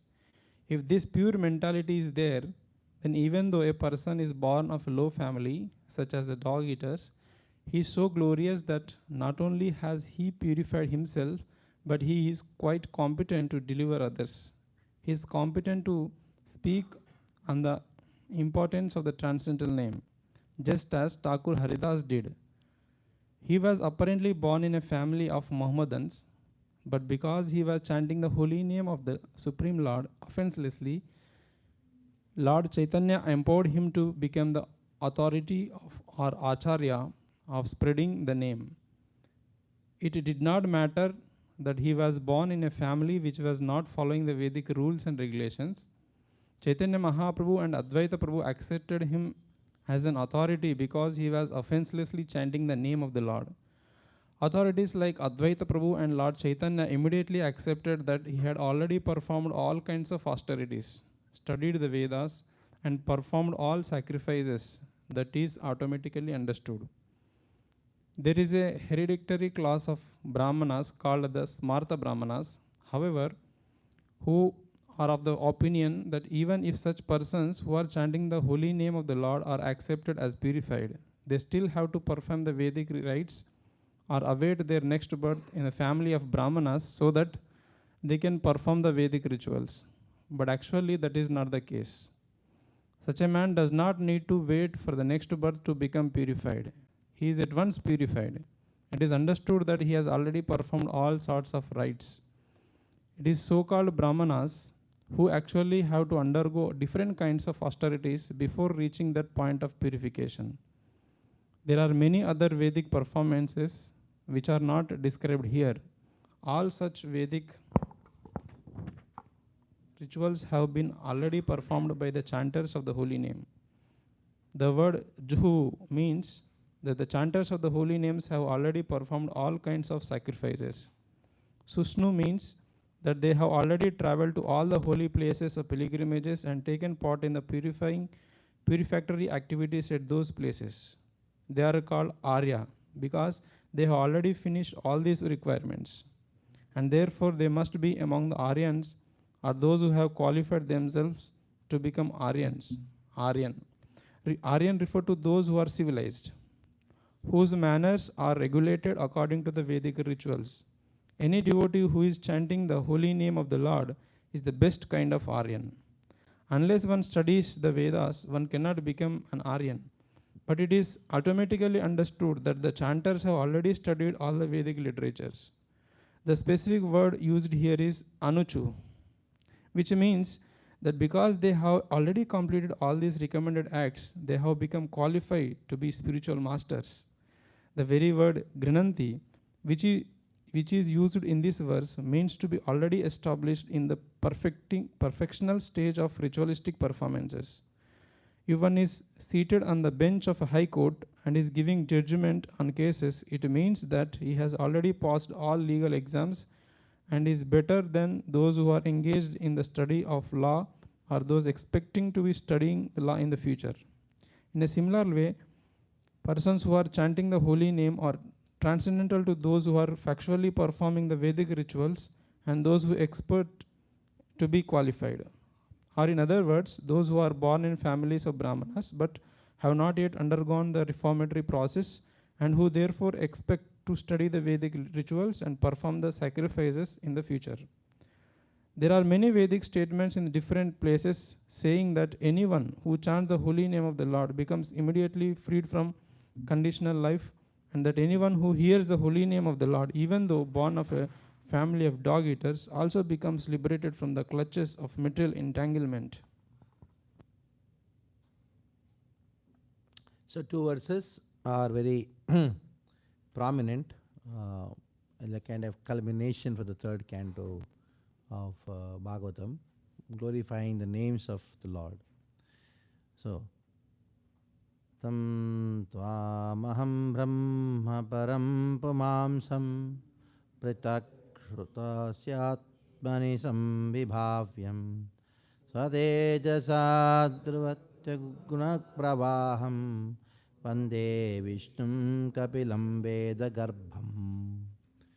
Vande Vishnu, I pay my obeisances to Vishnu, who is in front of me in the form of Kapila, who is Veda Garbham, who is the source of all the Vedas, one who has Veda in his Garbha, Veda Garbham.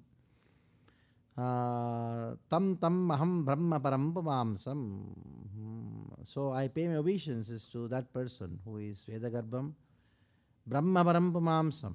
He is Brahman, he is the Supreme Lord, and also pratak Shrotyasyatmani sambhivavyam sadejasa dvasta guna pravaham. By his power, he destroys the material existence by his appearance, and he should be the object of my meditation. Atmani sambhivavyam. Atmani here refers to mind. So he should be the object of my meditation. She says, I cannot really praise you much. What I can do maximum is just dandavat.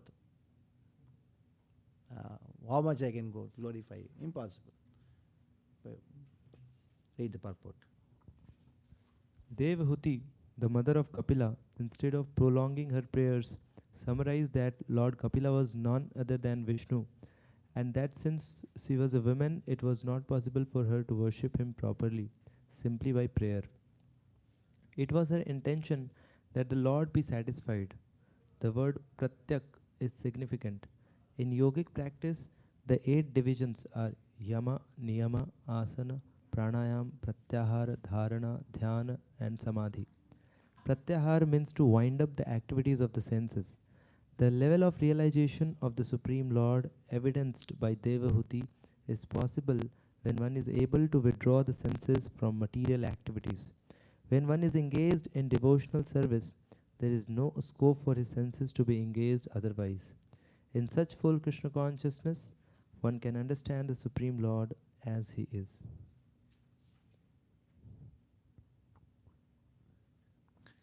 Next, Maitreya Vacha. Maitreya speak. Idito bhagavanevam kapilakya parapuman vacha vikalvyetiyaha mataram matravatsala. Maitreya says, Idito bhagavanevam. In this way, Lord Kapila was glorified, praised. Bhagavan, Kapila was praised. Then what happened? Vacha vikalvayaha. He spoke to his mother, Mataram, Matravatsala, being completely captivated by the affection for his mother. He spoke. How did he speak? Vikalvaya.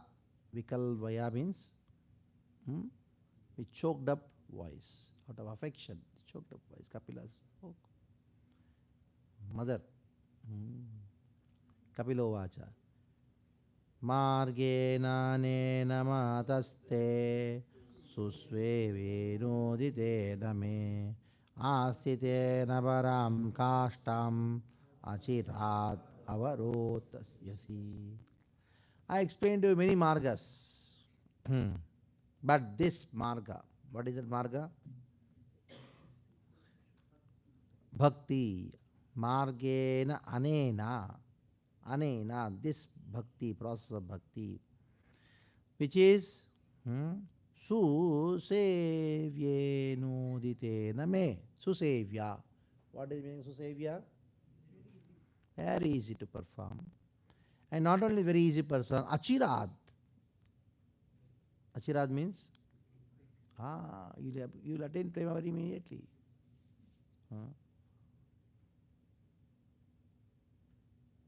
So who is mother? She is eternally liberated soul, having Krishna as a son. But still, he teaches to her as if to show the path of people.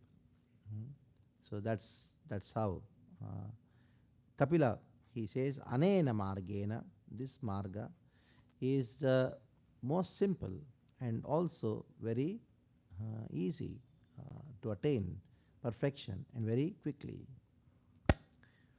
Shraddhat vitam matam mayhyam jushtam yad brahmavadibi yena mam abhayam yaya mrityum richanti atadvidha.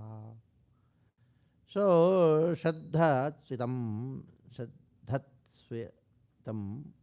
matam mayhyam. Matam mayhyam means my opinion. You have faith in it, my instructions. And Jushtam yad brahmavadibihi, whatever opinion I have given about bhakti is the topmost. That is being practiced by whom? Brahma vadibihi. Brahmavadibi means those who are knower the truth, Brahmavadibihi. Yena mam abhayam yaya. By practicing this process which I have given, what you will attain? Abhayam. And those who do not have Shraddha, those who don't follow, Mrityum richanti atadvidaha. Those who are not knowing about this, Mrityum richanti, they attain what? Then Maitreya Vacha. Iti pradarshya bhagavan satim tam atmano gatim sa matra brahmava dinya kapilo numato jayo. Jayo, he went. Kapila went. After iti pradarshya bhagavan, after showing the path. To whom? Satim atmano.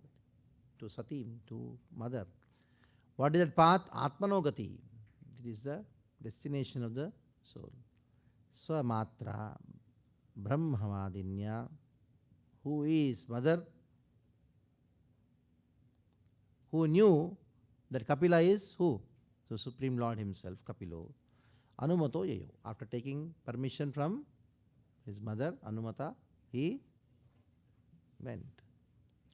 Sachapetana yoktena yogadeshena yogayuk tasmin ashrama pide sarasvatya samahita. So what did she do after he left? Following the instructions of Bhakti spoken by her son, she was absorbed in Bhakti and she attained Samadhi. Which river? Saraswati. Abhikshanavagahak kapishan jatilan kutila lakshan atmanam jogratapasa vibreti chirinam krisham. So, when she was performing bhakti, what happened to her? She had matted locks of hair. That is jata. She got jata. Jatilam, kutilam, kutila alakan. And also the hair also became very grey. And her body clothes were ragged, became thin because of what? Bibhreti Chirinam. Then Prajapate Kartamasya Tapo Yogo Vrijambidam Swaga Yastam Manupanyam Prarthyan Meika Marikai Api. So the house of Kardama produced, how is it produced? Prajapati Tapo Yoga, by his Tapo Yoga Vrijimbatam, because his Tapasya Yoga, this whole house is produced. And this house was so much that even Vaimani Prarthayan, those who are in Swarga, they would also, oh, nice, wonderful place. We should also get such a place. That kind of house it was. In spite of that house, she performed austerities. Patyapena nibhada shayya danta rukma parichada asnani cha heimani suprasasa. So what kind of beds were there? Ivory beds were there. It was resembling how? It was gold covering was there. It was like milk. And there were also chairs. What kind of chairs were there? Made up of ivory, gold, cushions.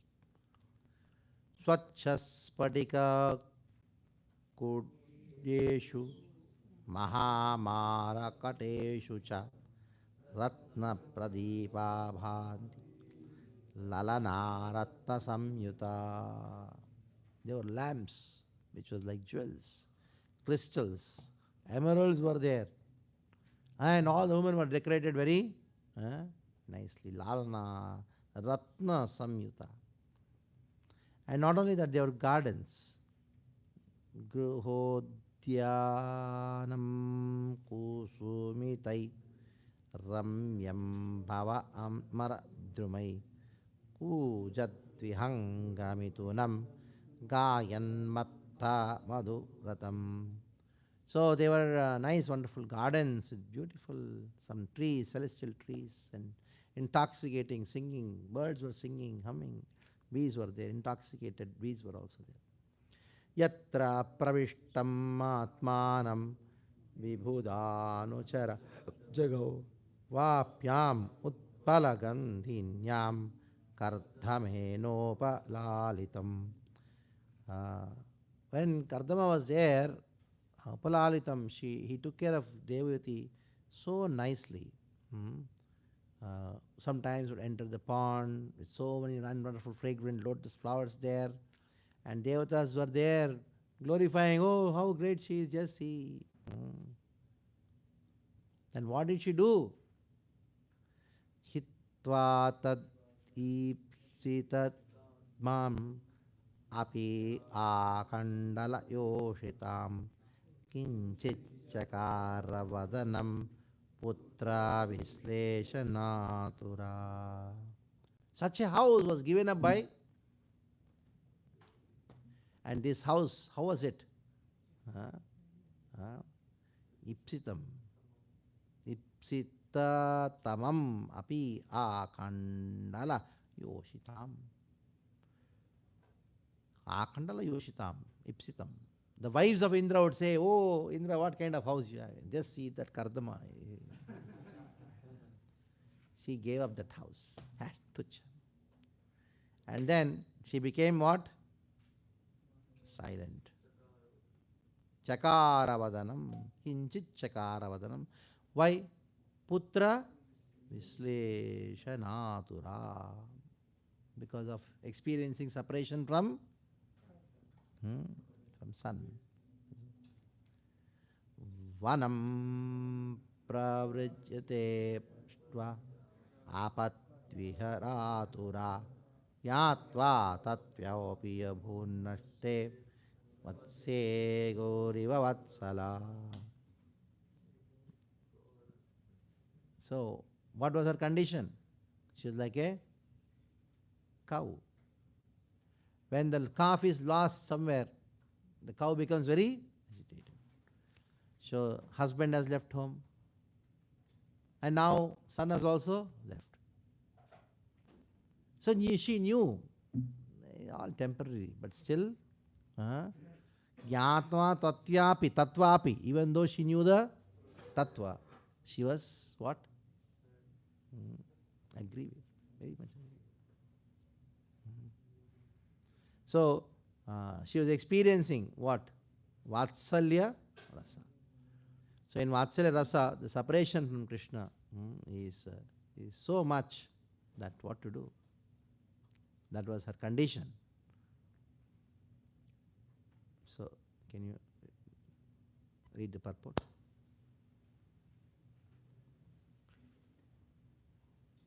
Read the purport.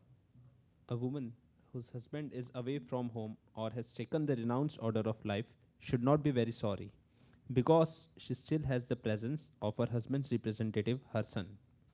It is said in the Vedic scriptures, Atmaiva putro jayate. The husband's body is represented by the son. Strictly speaking, a woman is never widowed if she has a grown son. Devahuti was not very much affected while Kapil Muni was there. But upon his departure, she was very afflicted. She grieved not because of her worldly relationship with Kardam Muni, but because of her sincere love for the personality of Godhead. The example given here is that Devahuti just became like a cow who has lost her calf. A cow bereft of her calf cries day and night.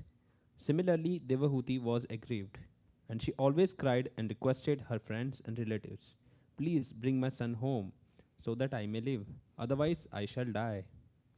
This intense affection for the Supreme Personality of Godhead, although manifested as affection for one's son, is spiritually beneficial. Attachment for a material son obliges one to remain in material existence. But the same attachment, when transferred to the Supreme Lord, brings one elevation to the spiritual world in the association of the Lord. Every woman can qualify herself as much as Devahuti, and then can also have the Supreme Godhead as her son. If the Supreme Personality of Godhead can appear as the son of Devahuti, he can also appear as the son of any other woman, provided that woman is qualified. If one gets the Supreme Lord as a son, one can have the benefit of bringing up a nice son in this world, and at the same time get promotion to the spiritual world to become the face-to-face associate of the personality of Godhead. Jai. So, if you can have more patience, we'll just try to complete this, and then no other session. Okay. And only description is there, not much. So just about 10, 12, 15 verses are there. Tam yeva dhyayati devam apatyam kapilam harim babhuva chirahotu vatsa nisprisha tadrishe grihe. So what was she meditating on? Whom was she meditating on? Dhyayati devam, his son Kapila. Who is he? Kapilam, Harim, he is Supreme Lord himself. By meditating on Kapila, in experiencing viraha from the Supreme Lord, what happened? Bhavu Arjito Vatsa Nispriha Tadrashe Grihe. She became detached from the opulent house what she had. Result of separation is Vairagya. Vairagya is directly proportional of experiencing separation from Krishna. That's all. Take for example, a mother who lost a son. Okay, you go and give, can you eat rasgulla? No. Why? Because extreme separation is there. Virahya. Viraha gives vairagya. Jnayati bhagavad rupam yadaha dhyana gocharam stuta prasannavadanam samstavyastachintaya. She dhyayati, meditated on Bhagavad-rupam, the form of the Supreme Lord. Yadaha dhyana gocharam. Krishna's form is the only object of meditation.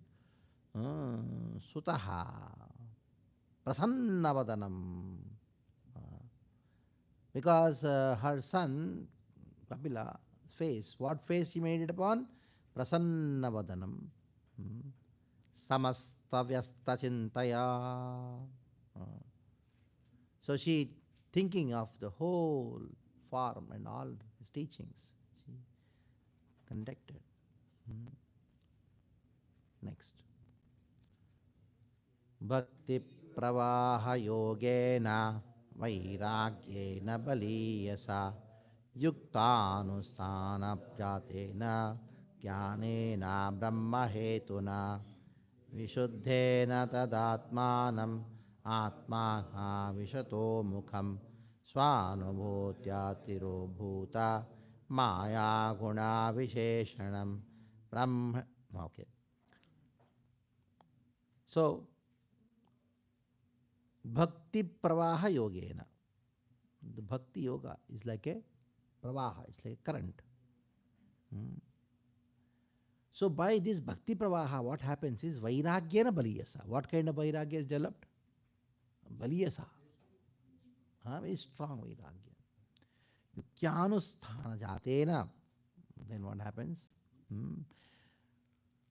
That bhakti gives rise to the knowledge of experiencing Krishna in your mind. You can see Krishna in your heart. So what? Because of that, what happened? Jnanena brahmahetuna vishuddhena tadatmanam atmana vishvato mukham svanubhutasya tiro bhutva. So what she could experience? The Supreme Lord in his mind. Who is the Supreme Lord? Vishwatomukam, who is everywhere, was manifesting. And that Supreme Lord is devoid of any qualities. Then she fixed her mind on whom? Next verse says, Brahmanyavastita matir bhagavatyatma samshraye nivritya jivavatvat kshena kleshapta nivritihi. So she fixed her mind on Krishna, his Bhagavan, and she attained highest bliss. Ultimate kshena kleshapta nivritihi. So that meditation on Brahman, Paramatma, Bhagavan, especially the beautiful form of Kapila, it destroyed all klesha. Kleshas were destroyed. So this is how the effect of bhakti has been described.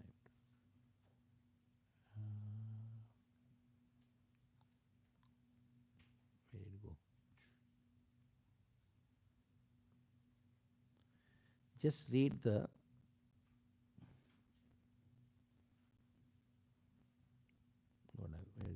where did it go? Dream.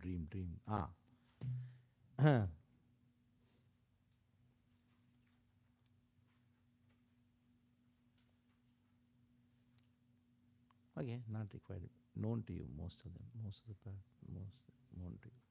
Not required.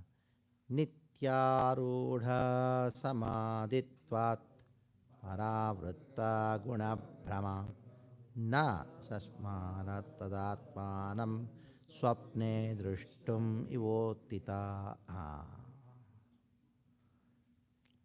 So nityarudha samaditvat paravrita guna brahma, because of constant, continuous contemplation and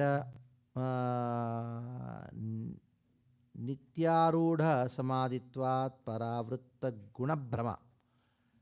Being freed from guna brahma means the agitations of the modes of nature, sense objects, to such an extent she did not even remember her body. Like when you wake up. Do you remember the dream? No. Swapne drashtam ivodita. So in the same way, she totally forgot that she has a body. She totally forgot she has a body. That was the condition. Okay. Read the purport. 27.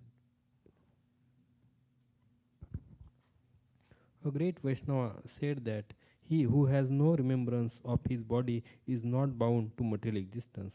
As long as we are conscious of our bodily existence, it is to be understood that we are living conditionally.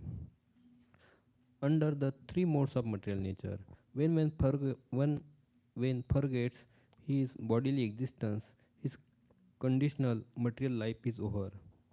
This forgetfulness is actually possible when we engage our senses in the transcendental loving service of the Lord. In the conditional state, one engages his senses as a member of a family or as a member of a society or country. But when one forgets all such membership in material circumstances and realizes that he is an eternal servant of the Supreme Lord, that is actual forgetfulness of the material existence. This forgetfulness is actually occurs when one renders service unto the Lord. A devotee no longer works with a body for sense gratification with family, society, country, humanity, and so on. He simply works for the Supreme Personality of Godhead, Krishna. That is the perfect Krishna consciousness. A devotee always merges in transcendental happiness, and therefore he has no experience of material distresses. This transcendental happiness is called eternal bliss. According to the opinion of devotee, constant remembrance of the Supreme Lord is called samadhi or trance.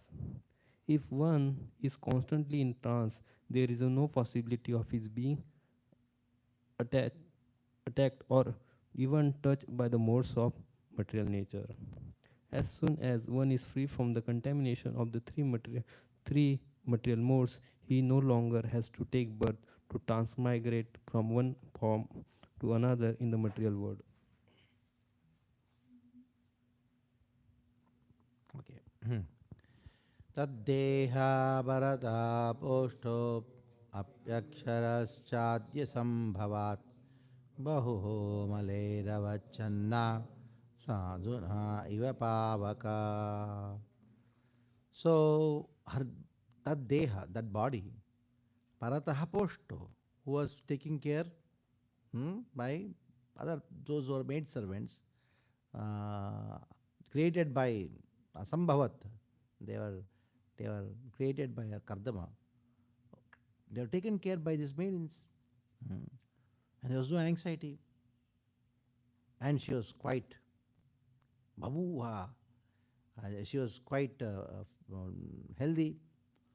Then what happened to that body? It is covered by malai ravachanna. Her body was like pavakaha, fire, covered with smoke. Swangam tapo yogamyam mukta kesham gatam daiva guptam na buddhe vasudeva pavistiti. So he was completely absorbed in Vasudeva. Vasudeva parvishtadihi. Her intelligence and mind was completely absorbed in Vasudeva. And to such an extent that she was not at all conscious of her body. She engaged in what? Sangam tapo yogamayam. Tapomayam, in austerity and yoga. And muktakesham gatambaram. She was not taking care of the hair also. And there was no cloth, proper cloth. And how? How was she protected? Daiva guptam. She was protected by Daiva, Supreme Lord Himself. So when you think of the Supreme Lord thinks about you. When you think of Krishna, Krishna thinks of you. Evam sa kapiloktena margena chirat param atmanam brahma nirvanam bhagavantam avapaha. So this knowledge taught by Kapila, the method taught by Kapila, by this what he did? Achirena, margena, kapiloktena, margena, achiraha, param, achiraha. Very quickly she attained param, atmanam brahma nirmanam. So Bhagavantam avapaha. She attained Bhagavantam avapaha. Attained the Supreme Lord. Who is Supreme? Her son only. He went to Vaikuntha. Kapila. There is one special planet in Vaikuntha, Kapila Loka. She attained that Loka. Tad virasit punyatamam kshetram trailokya vishrutam namna siddhapadam yatra sa sannidhim upeyushi. So he's saying, Vidura, Maitreya is saying, hey Vidura, that place where she went is known as what? Siddha Pada. Siddha Pada. And it is that Kshetram Tailokya Vishrutam. It is all the three lokas, it is very famous. And Punyatamam, it is. How many have been to Siddhapur? Only two? Only four. 2, 3. You go to Ahmedabad 2 hours, and you can, there's a nice place to stay also. You can take your youth group and then. Nearby, about 10 kilometers from there, there is one Devi temple. They have nice prasadam arrangements, big guest house and all. So we took 2, 3 yatras there. Nice place. Next, 32. Tasyastad yoga viduta martyam martyam abhut sarit Shrotasam pravaha sumya siddha siddha sevita. So her body became purified by Duta Bhakti Yogena, by Bhakti. The body of Devyuti became a river. Martyam Martyam Abhut Sarit. Sarit Abhut. Sarit means. And what is the nature of the river? Shrotasam Pravara. Among all the rivers, it became most sacred, topmost sacred of all the rivers. Why? Siddhada. It gives you perfection. And Siddha Sevita. It is. This river is worshipped by Siddhas, by perfected souls. Siddhida, Siddha, Savita. So go and take bath there in the river. Kapilopi Mahayogi Bhagavan Pitru Ashramat Mataram Samunjapya Prakudicim Disham Yayo.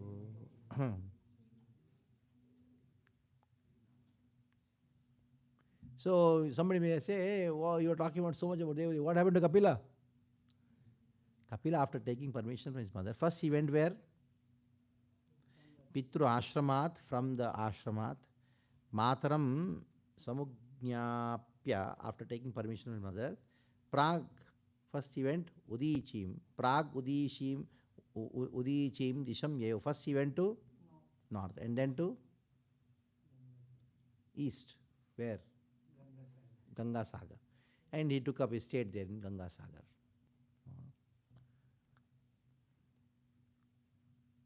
Next. Siddhacharana Gandharvai Munive Chapsaro Suyamana Samudrena Dattarna Niketanaha. So what is he doing there? He is doing meditation. And the Siddhas, the Charanas, the Gandharvas, the sages, Apsaras, they are all coming and glorifying Kapila. Suyamanaha Samudrena Dattarhana Niketana. This place was given by whom? Samudra Dev came and said, please stay here. Aste yogam samastaya Sankhyacharyera Vipsuta Trayanam api lokanam Upashante samahita. So all the Sankhyacharyaihi, they all come and worship Kapila there. And they give up all their atheistic Sankhya, everything, and then do what do they do? Yogamastitaha. They do Bhakti Yoga. And even till today, Trayanam api lokanam Upashantyati samahitaha. Even till today is there. Fixed in Samadhi. Why? Why is he still there? For the purpose of Trayanam lokanapi. Trayanam api lokanam upashantyati. What does it mean upashantyati? To give, deliver, or to give peace, or to deliver people from all miseries. Even if you go Ganga Sagar, meet Kapila and come back. Etannigaditam tata yat prishtoham tavanaga kapilasya cha samvado devayotya cha pavana. Vidura, anagha. Vidura is what? Sinless. Yat prushto. You asked, that is why I spoke. Otherwise, I had no intention of troubling you. You asked to give Bhakti Vaibhav, so I came, what I can do. So, I am not troubling you. So, you asked what you could do. You did a mistake. So, yat prishtoham tavanaga kapilasya cha samvadaha. I spoke the conversation between Kapilasya samvado devyutyascha. The conversation between Kapila and Devyuti, which is Pavana, which is what? Very Yaidam manushrunoti abhivedhate Kapila muner mataramatma yoga guhyam Bhagavati kritadi suparnaketava upalabhyate bhagavat padaravindam. Hey, what is the benefit of hearing the conversation between Kapila and Devyuti? Yaidam anushrunoti. When you hear the teachings, anushrunoti, hey, not once, constantly. Anushrunoti. Yo abhidathe Kapila muneer mataram atma yoga guhyam. When you meditates on the conversation between Kapila and his mother, which is Atma Yoga Guhyam. It is what? Secret. Contains the secret of all yogas, bhakti. That person. Or one who teaches it. Bhagavati Kritadihi. How? By meditating on Supreme Lord. Suparnaketva. Suparnaketva means the flag on Garuda. Suparna is Garuda. Krishna is what? The flag on Garuda. Upalabhyate, he attains his Padara Vindam. You attain the feet of Krishna, who is being described as what? Suparna Ketou, who is the flag on Garuda. This is the Shruti Phala of hearing Kapila Devyuti Samvad. Just read the purport and then do the Purnahuti. Yeah.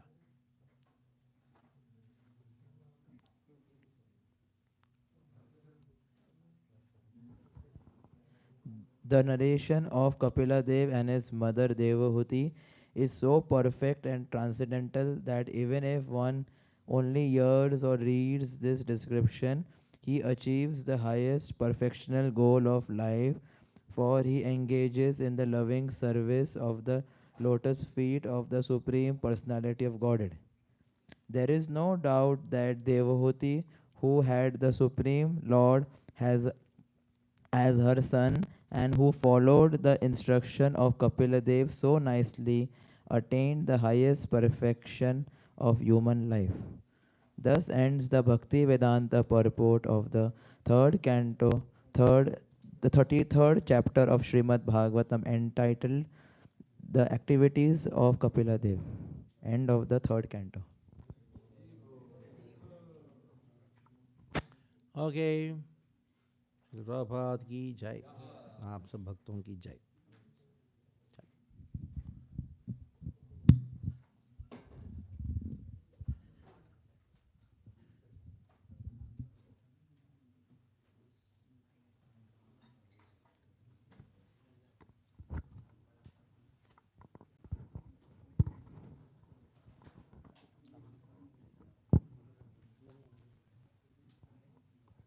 Hare Krishna.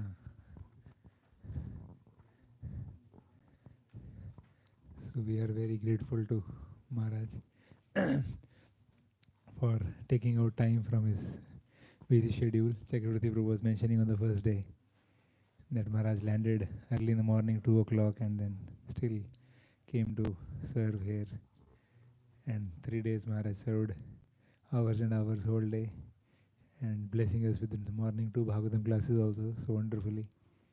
And Maharaj classes also going as high as, explaining different levels of philosophy, vadas, to so practical examples Maharaj was giving the other day of that London businessman. So from all, and keeping the devotees very active and connected hours and hours. After 3-4 months we were sitting Maharaj actually for Bhakti Vaibhav. We said the last meeting we had in November, October. October is revival, so still people are alive. So I was also, but Maharaj, your classes were so enlivening, very, very practical and very philosophical and clarifying so many doubts. Personally, I got so many doubts cleared. So we are very grateful to Maharaj. Now Maharaj has to catch a flight to go to, I think, Kanpur. Maharaj, you are going, right?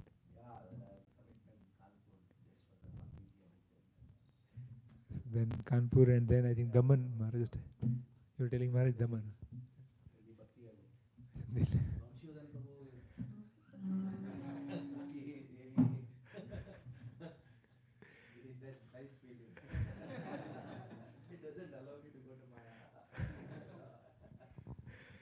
So Maharaj, your association, so all the devotees are so blessed here. So this is the real Vaishnava's sadhu's life, blessing us, purifying us and uplifting us, encouraging us in the Srila Prabhupada's lotus feet, Srimad Bhagavatam's lotus feet. Maharaj was telling that, why anything else, just study Bhagavatam, why they are doing all this tamas? Just study. So Maharaj himself, Maharaj relish of Bhagavatam is our aspiration someday. And we thank Maharaj from the heart by loudly chanting once Hare Krishna mantra. Hare Krishna, Hare Krishna, Krishna Krishna, Hare Hare, Hare Ram, Ram Ram, Hare Hare. Hearing from Maharaj so many points in the classes, also Bhagavatam classes also, my heart was so much feeling that we should invite Maharaj again to teach the Kapila section whole. Kind of 3 chapter 26, 25, 27, the chapters also, to request Maharaj maybe in future sometime to please come and teach. So, Maharaj is feeling so nicely. Thank you very much, Maharaj, for coming.